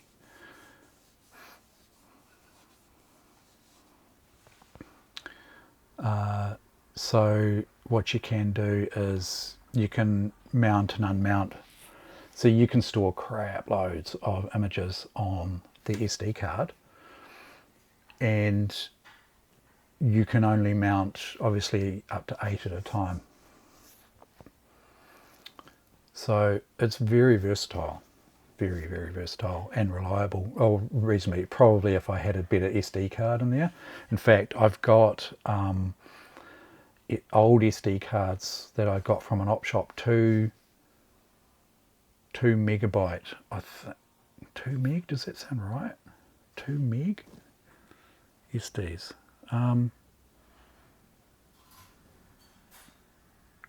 Yeah, I think they're quite small capacity, but they are dedicated SDs, you know. So yeah, they might be a bit more reliable than using the adapter with the micro SDs. Yeah. So that's pretty cool. And the other thing I've got that is a good way of archiving the actual tapes is, it's called an interface 3. I think the one I've got is an interface 3. I can't find it at the moment. It's floating around somewhere. It'll be stuffed away in a box somewhere. You know what it's like. What you can do with the interface 3 is you can load even the likes of what I had on before, the likes of Manic Miner. You can load that right into the computer from the tape, and then you can, there's no way to break into that program normally. If you didn't have an interface, if you didn't have the multiface 3, there's no way to say, I want to save this back out to a cassette, right? So I think because it's running in machine code, it's in a continuous loop. There's no operating system commands within Manic Miner to say, I want to save my game. You can't, and if it did, it would just save the game data. It wouldn't save the whole thing. What you can do with the multiface 3 is you can actually hit a button on it and it freezes the computer in its current state, and it breaks you out into an interface menu that you can then go, right, I just want to save the contents of memory, holus bolus, the entire memory out to a tape. And you can do that, or at a microdrive for that matter. And so you can take a snapshot image, perfect for pirating. But that was stuff, you know, that's stuff that we would never have had, or I never had back in the day. It's only sort of in the last 20 years since, you know, I've been collecting this stuff that I've come across some of these devices and explored them. But that multiface 3 is awesome. It's good, really good for snapshotting. So same thing as saying before, if you're developing in assembly and you get something wrong and it crashes the computer, you could, just before you run whatever you're developing, you can just hit the button and just save the contents of the memory out to a micro drive. And if it crashes the computer, just go, oh well, reset the computer, and then reload. It's like a snapshot, you know, it's like an in-place snapshot of the spectrum at that time. And so you could recover back to just before you hit the run command and then look for your bug and all that. So yeah, pretty nifty little tools for back in the day. Not really necessary now, because people use emulators and things like that. But I like to mess around with the real hardware. I don't use emulators much. I only really use them as a utility if I have to. I'd much rather just get the real thing out, mess around with the real thing.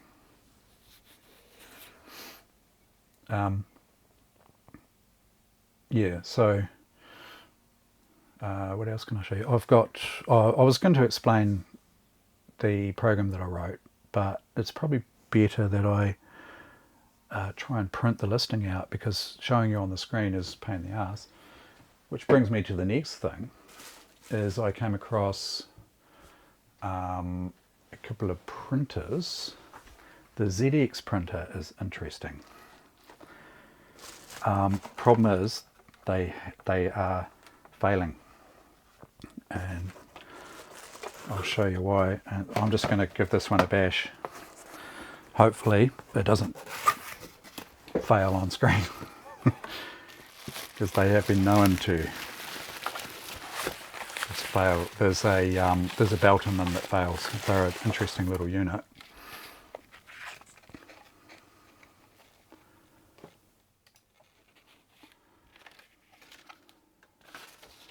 This is a ZX printer, and it uses this heat sensitive, it is kind of like a thermal. It's not really coming through on the camera, but that's actually quite silver. This is the actual Sinclair branded bloody, this is like gold now, this stuff. I've got a few rolls of it, so I don't mind using it. But yeah, this is it's a thermal type printer. Quite interesting. And I'll crank it up. I mean, the belt might just disintegrate on us, but it doesn't matter. I've got two on order. You can still buy them through. There's a company called Sell My Retro. They do a lot of Sinclair stuff. They're based in the UK, I think. I'll just re-spool some of this, because this paper is really hard to get now. Like friggin' hen's teeth.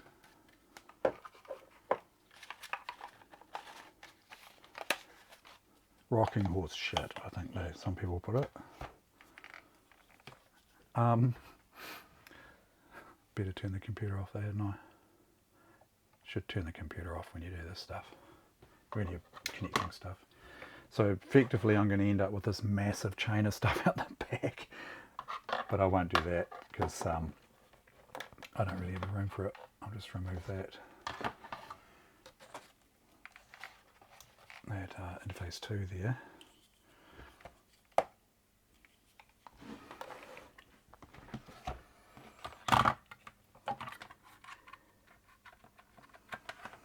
Get that out of the way. Plug this in.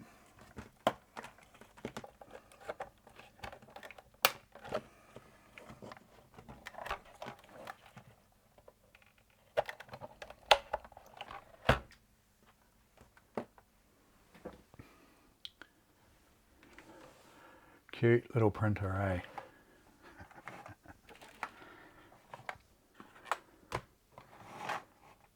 And the microdrives are cute as well. The whole thing's cute. The whole thing is just so cute. Right.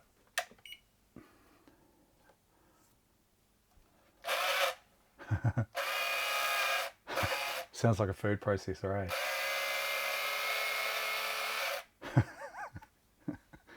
Will it print? Will it print? I'll show you the command I'm typing here. So if I do like, yeah, it's great. Paper shredder, doesn't it? Yeah. It's not shredding the paper, not yet. If I do a command, I think it's just lprint. Oh, that's lprint. I don't know. Hello. And when I hit enter, It should print unless it flies to pieces. I think I just heard it. Yep, I think I heard it snap. Went clonk. The reason for that, bear with me, I'll shoot to the garage because I've got a couple of these dissected. I'll show you what happens to them. I'll just have a quick break as well. Might be a sec.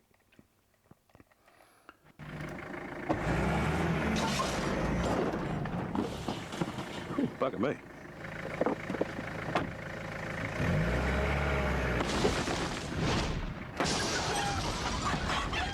Bugger. Easy now, son. Ooh, bugger. You burnt. Bugger. Bugger. All under control. Bugger. Yep. Aren't you astronauts? From Yes, the ma'am. garage and have We a like quick to break. with Stevie on the new space station. Hi, we're the Pointer Sisters. We need Stevie's help with our new album. The Amiga computer. What can it do? Well, what do you want it to do? I need some more help. Mr. O'Neill, upstairs first door on the left. Amiga from Commodore, the computer for the creator's mind.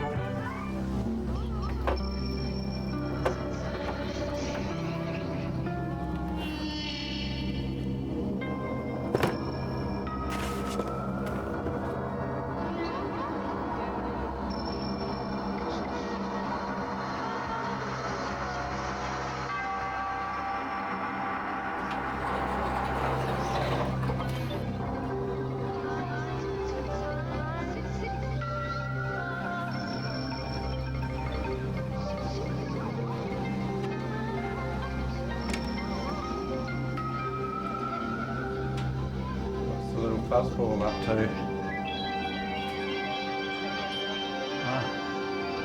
Re-experience the mind. Yeah. Oh, that's good. Unbounded. She's hanging around, eh? Yeah. Amiga, the first personal Yeah. computer that gives you a creative edge.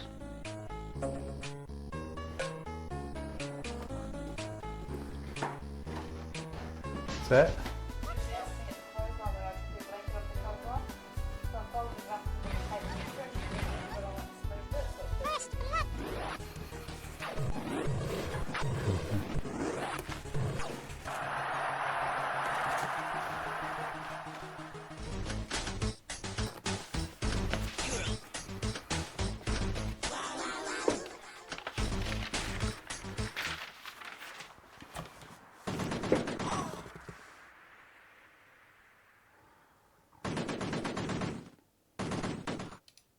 Okay.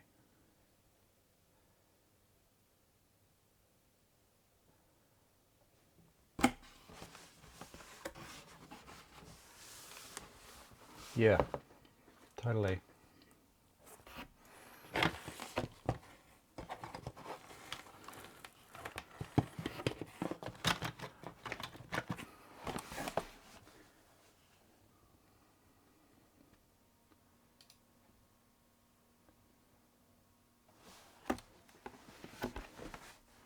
I've got one that's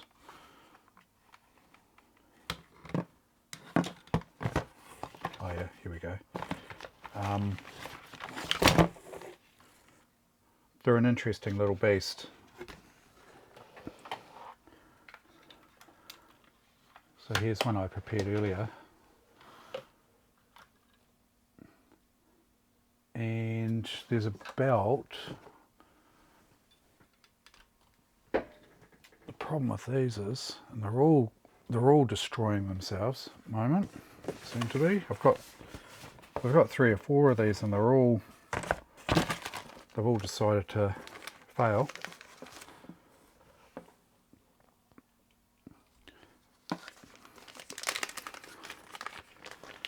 They have this little toothed belt. Just make sure I don't lose. There's a couple of little styluses. So that belt there, you know, pretty specialised sort of thing. That fits around these two. So that's a driven pulley here. That's an idler. And oh, there's part of the belt there, still stuck in there. So that's, I think, exactly what happened to the other one. The one that I just tried. See, it's just falling apart. Just snaps. So on that belt there's two little spigots. Yeah, I'll show you them. I've just got to be careful because the stylus, so the replacement belts, they don't come with the styluses, and the stylus, or is it, what is it, styli?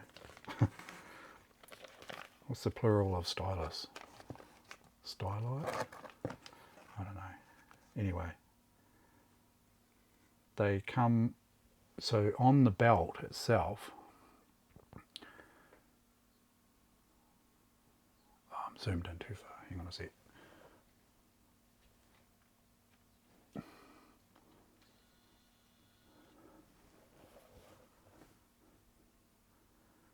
See that little, there's a little spigot there, and then that's the stylus, is that little wire just there. It's a little, there's two parts to it, and that wire there, that little point, just the end of that wire, it's like a little spring wound around the spigot. That's what contacts the paper, and it's like an electrical charge goes through it. And it's really interesting to watch at night, actually, because it's like this blue flashing going on inside your printer. This blue light, blue like sparks sort of thing, you know, not sparks, more like arcing. It's really cool. I'm trying to think if I've actually done a YouTube video on it or not. But yeah, so I've got replacement belts on order. 2 of those from the UK.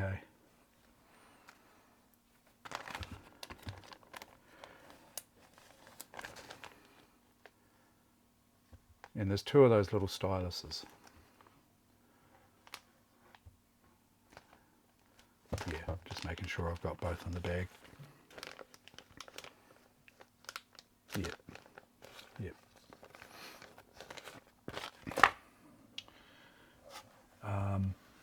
I think that's pretty much the only thing that really goes wrong with them.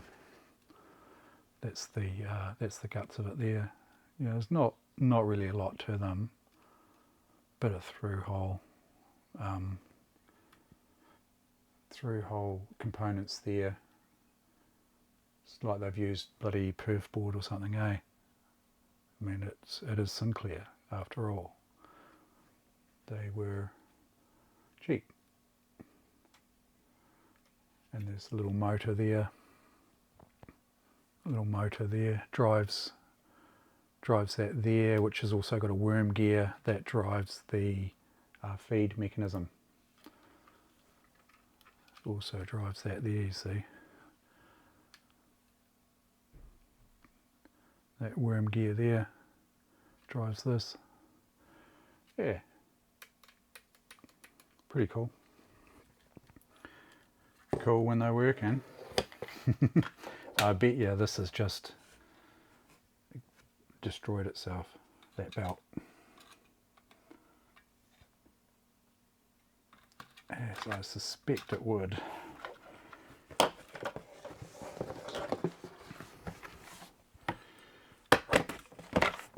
So those 2 were, I've got 2 belts on order.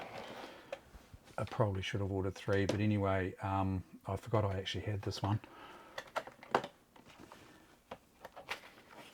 Doesn't matter. If I've got 2 of them working, it's good. And maybe next time I do an order with them, I'll order an extra one. It's always good to have spares, eh?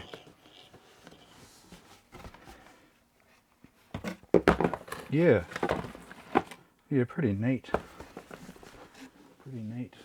I do have another printer though. and it's a different style. It's not a Sinclair printer.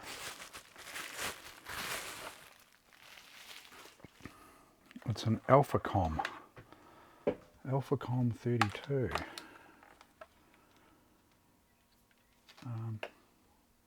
That must be power. Oh, I might have to rig up power supply for that. I don't think I've got the power supply with it. Yeah, it just needs like a mono socket. I must have hooked something up at one stage. Oh, actually I've got the listing. I've got my listing for my program here.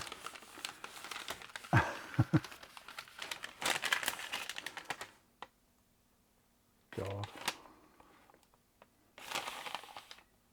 Yeah, I won't go through the whole lot. I'll just go through one of the major changes that I'm going to make. But that'll be a project for another day. I don't have the means of powering this. Well, I do. I've got the bench power supply, but I need a decent socket. I need to figure out what sort of voltage it is and whatnot. Oh, I'm wondering if I do have the power adapter for it. Jeez. I'm hoping that hasn't got sort of mixed up with something else or misplaced or something. I had it in a bag.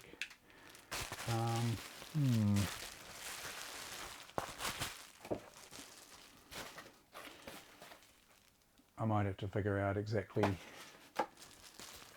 what voltage that takes and what the polarity is. Polarity is not too hard to work out.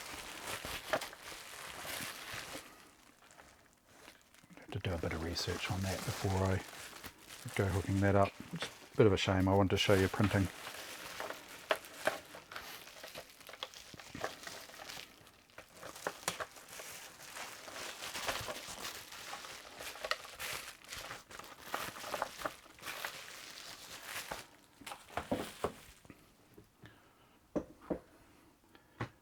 Won't be a second. I'll just grab the board game, which is related to the program. Oh, William G. Nice to see you, by the way. First time chatter.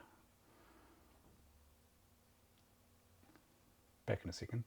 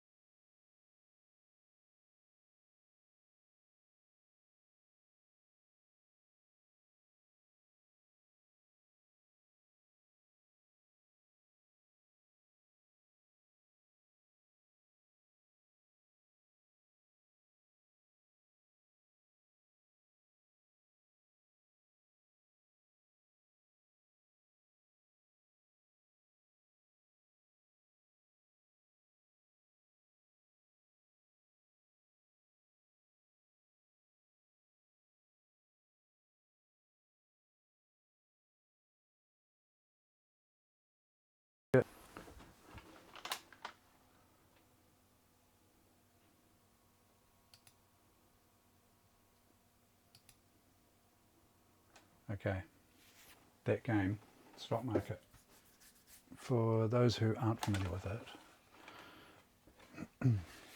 I'll give you a quick rundown because it's related to the program, the biggest program I've ever written in BASIC. And it's not a recreation of the game, but I'll just quickly explain the game.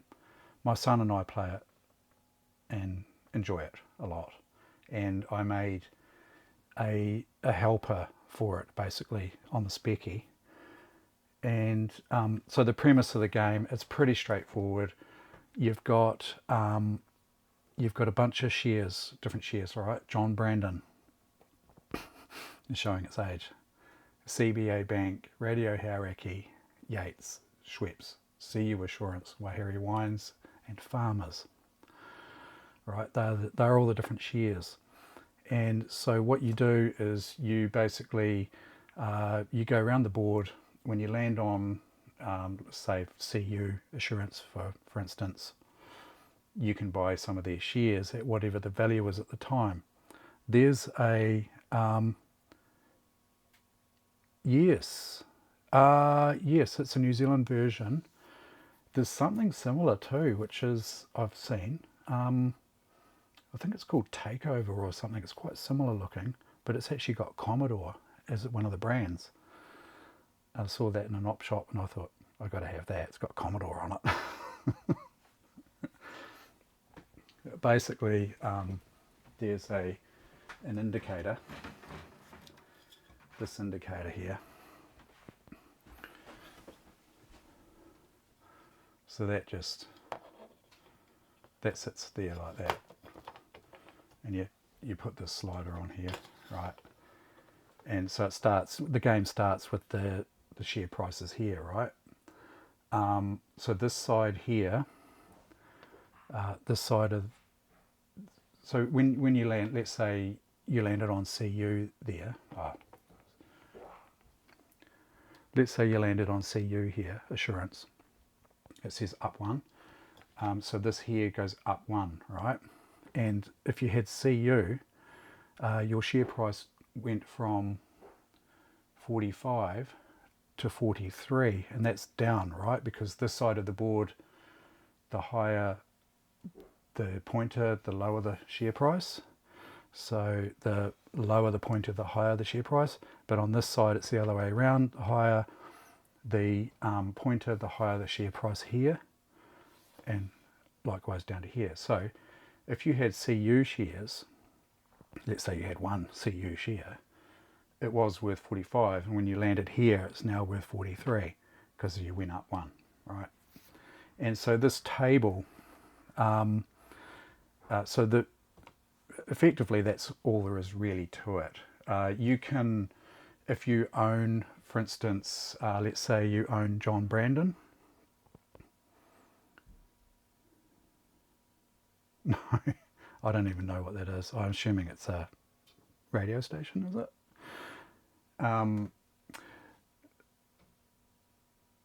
Yeah, it's got Radio Hauraki. Yeah, but I don't know what 92.2 XS is.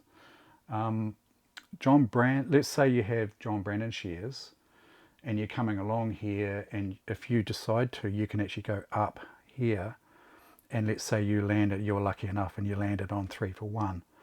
If you had one share of John Brandon, you now have 4, because you get 3 for every share you've got. You get 3, right? So if you had 10, you're in luck. And so effectively that's it. There's cash involved as well. You've got to have money to buy shares. You can sell shares at any time. You sell shares at this before each game, before each turn. Sorry. The penalty, the corners here, pay $10 per share. So that's a broker fee, $10 per share.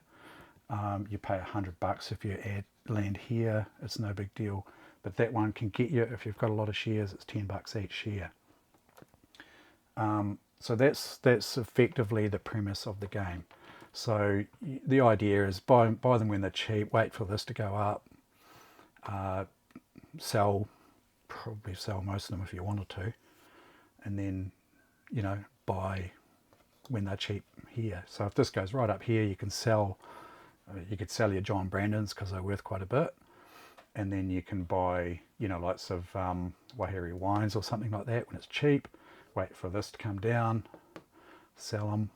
That's the premise. And your stocks are splitting as you go and blah, blah, blah.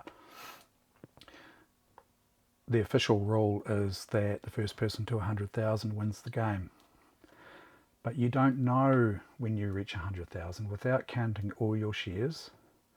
You have to sort of just take a bit of a guess. Might be worth 100,000, don't know.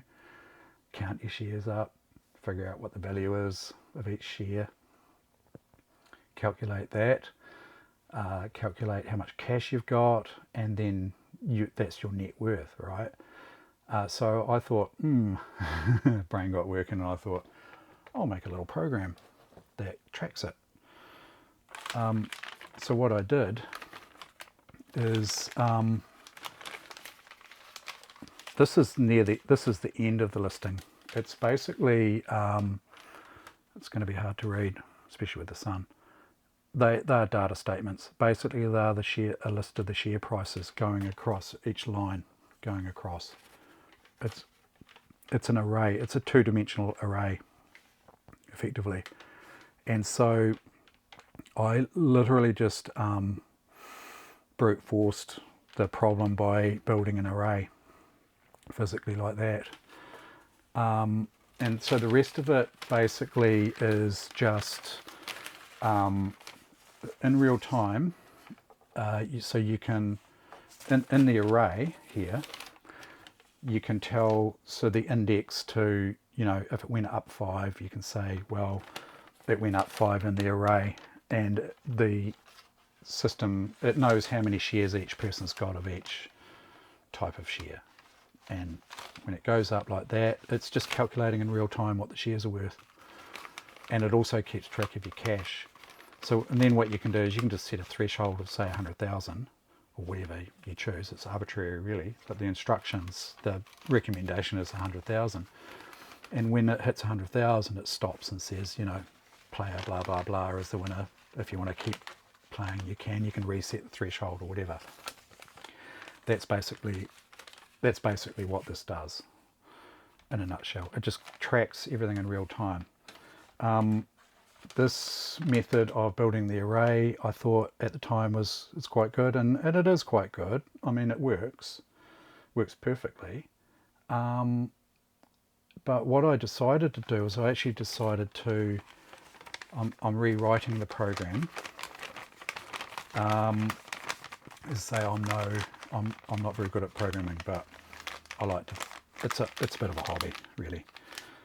But what I'm doing, if we have a close look at the board, is I'm calculating, instead of reading from an array of this big bunch of numbers that I've stored in a dim statement, you know, two-dimensional array,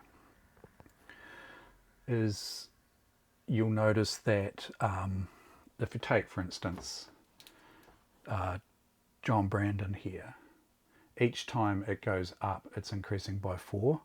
So basically what I did is I've just set an index. So I set the index here at 0. And then each time the index moves up, for John Brandon, for instance, is basically x equals x plus 4, right? Or whatever. I just chose a variable called JB for John Brandon.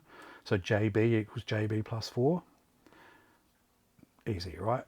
That one's easy because it's CBA equals CBA plus 2 because it goes up 2 every increment.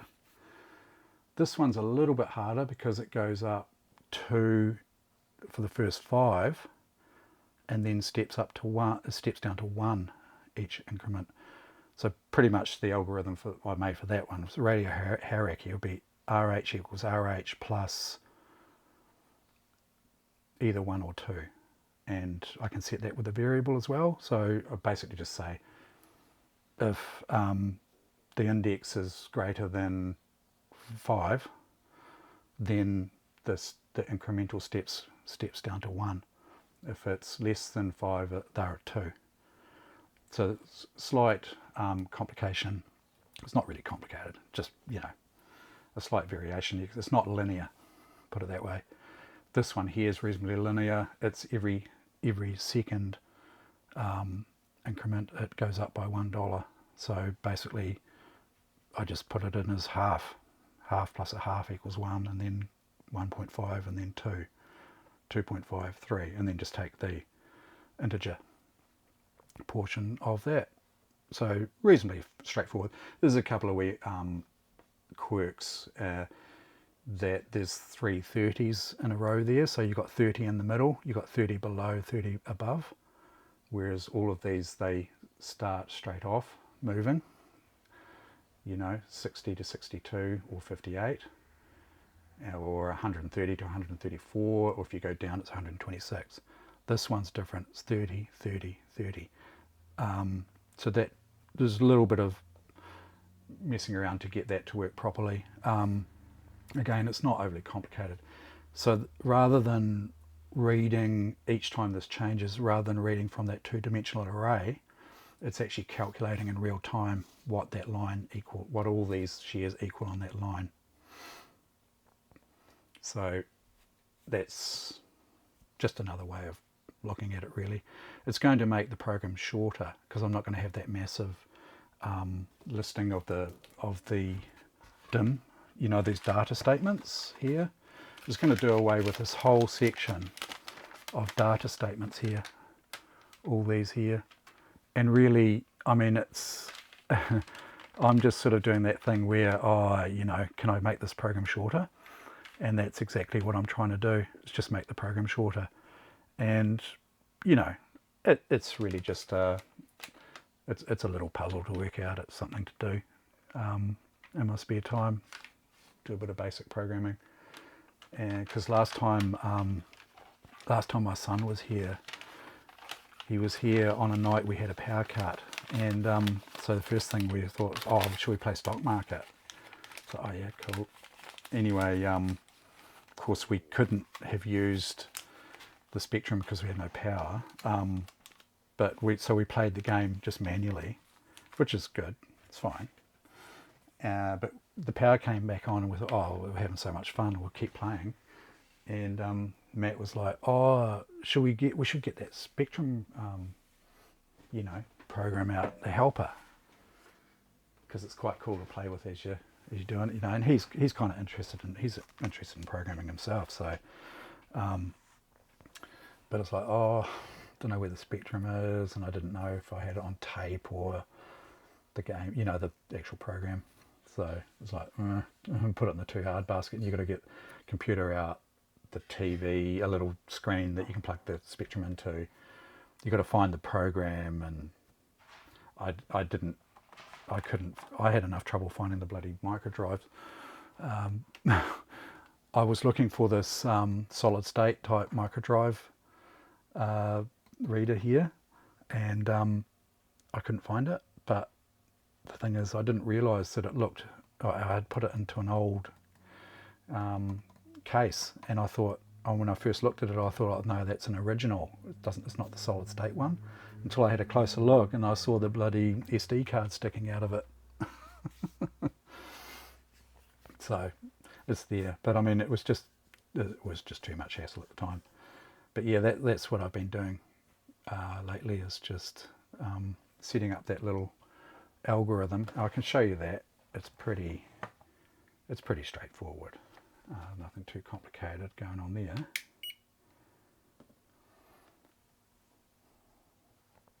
I'll just load it. I'll load it off the actual Microdrive, just because I can, right? Just have to remember what it was called now. Load star 6. Oh, yeah, I can't remember. So catalog 6.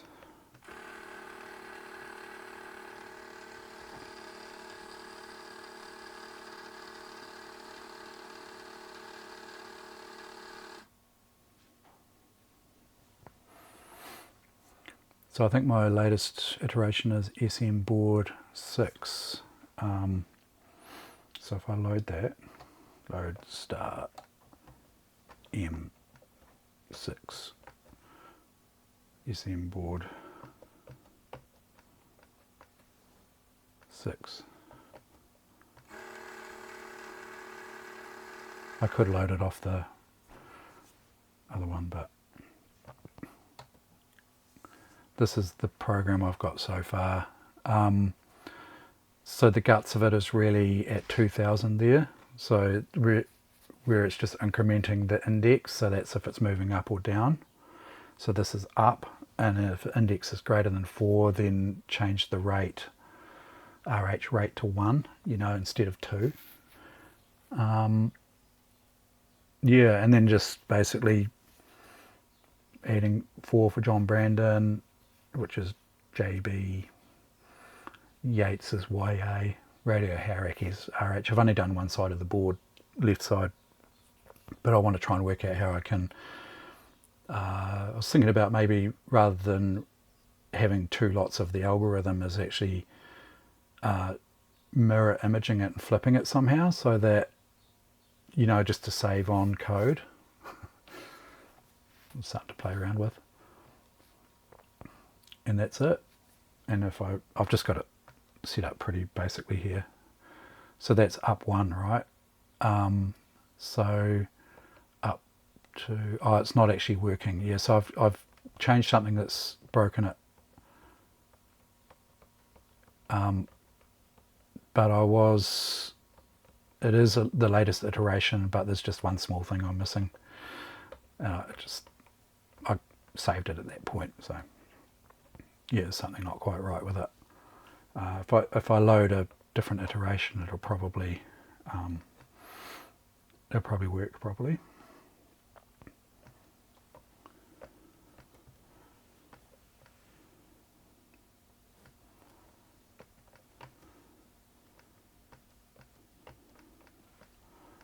Was it 4? I think it was 4.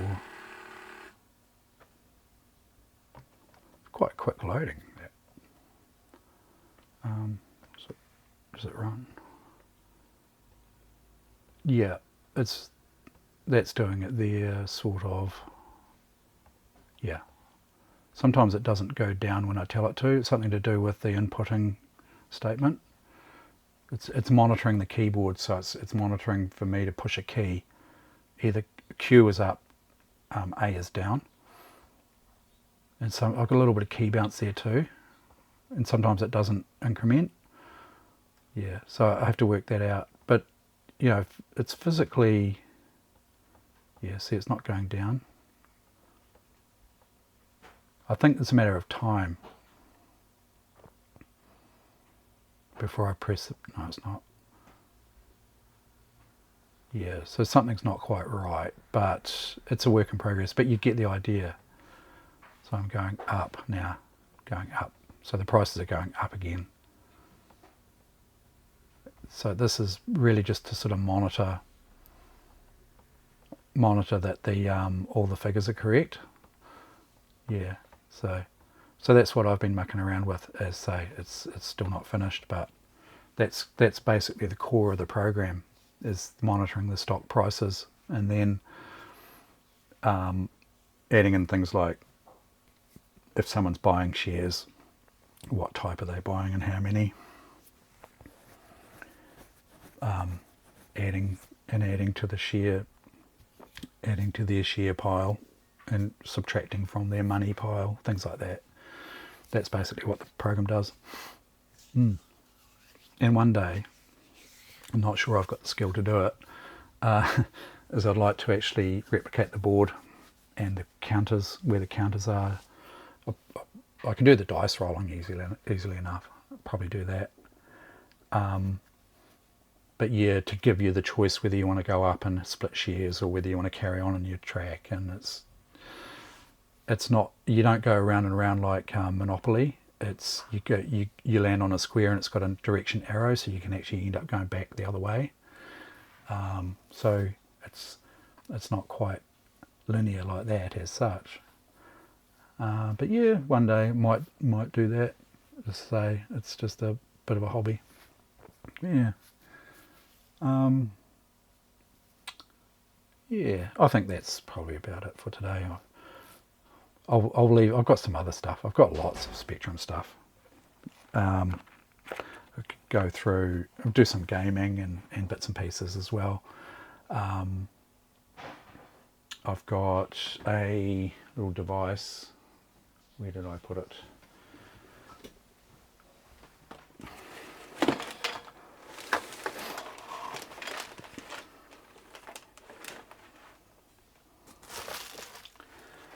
I stashed it somewhere.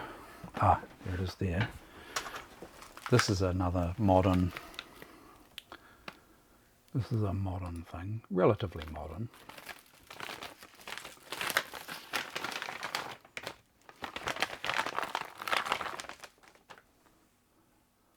It was, geez, focus. Might have zoomed in too far. It's a, you know, it plugs into the back of the Specky.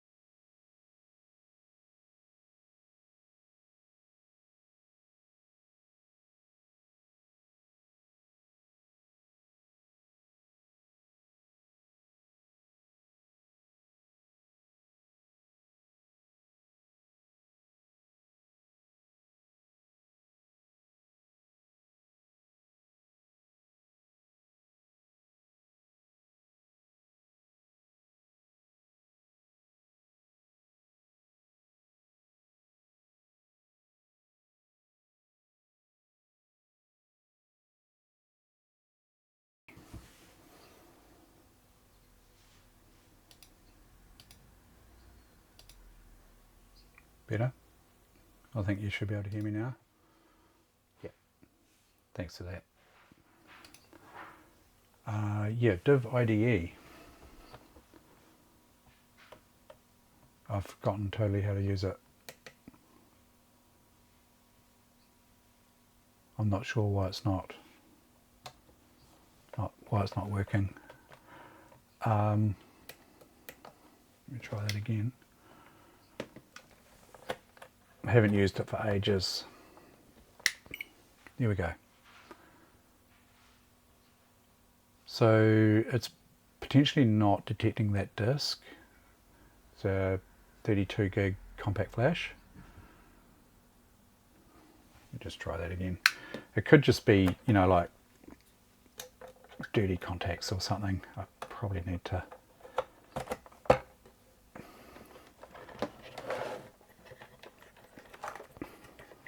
just need to reset this a bit. So, yeah.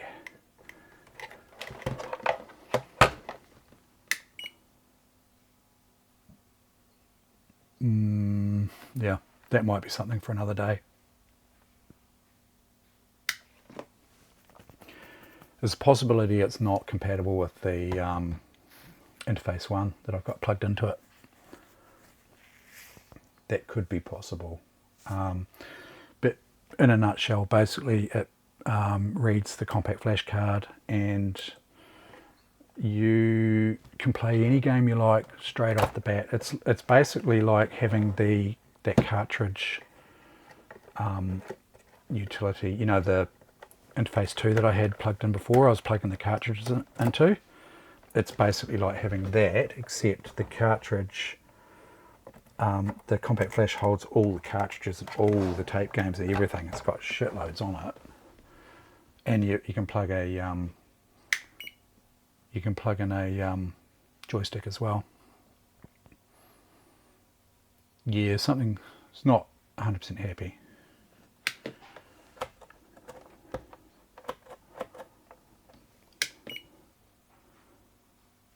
Yeah, that's something for another day. I'll have a wee play with that. It used to work fine. I've used it for a bit. Yeah, not sure what's going on. Well, it's all built in. It's all one unit.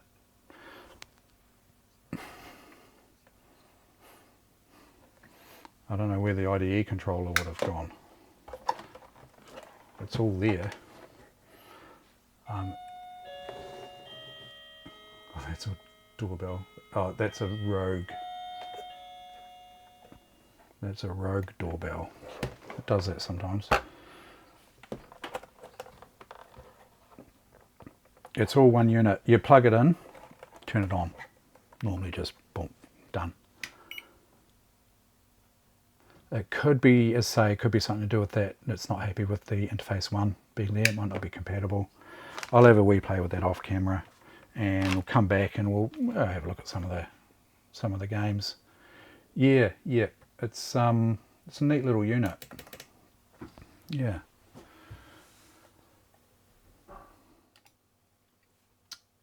Well, I think that's about it. Is there anyone streaming I can raid? Let's have a look.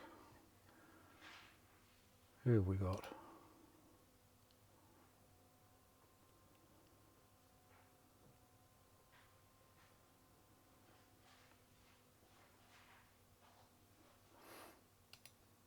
You know how is it mainly the Americans say they have like set Tandy, and I know, you know, Tandy's not that big here. I wonder if we should have spec timber. What do you reckon? Yeah, all the Spectrum owners out there, let me know. Spec timber. A spectacular September of Specky. Yeah. Oh, Carsey's on, I think. I'll rate him. There's only 2 of us. 2 of you. Thanks for watching. Cheers, Neo. Good to see you again. I'll raid you across to Carcinomi if you're not already there. Well, I'll do it anyway. It was funny a while back. Cheers, no worries. Carcinomi was the only one on my stream, and he was streaming at the time, and I raided him, and he raided back to his own stream.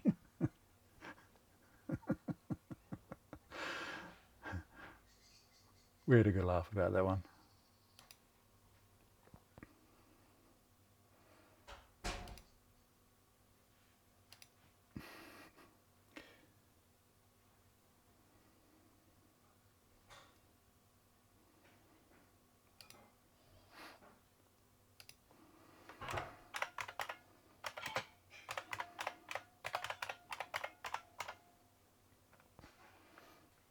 Cheers, guys. Catch you later on.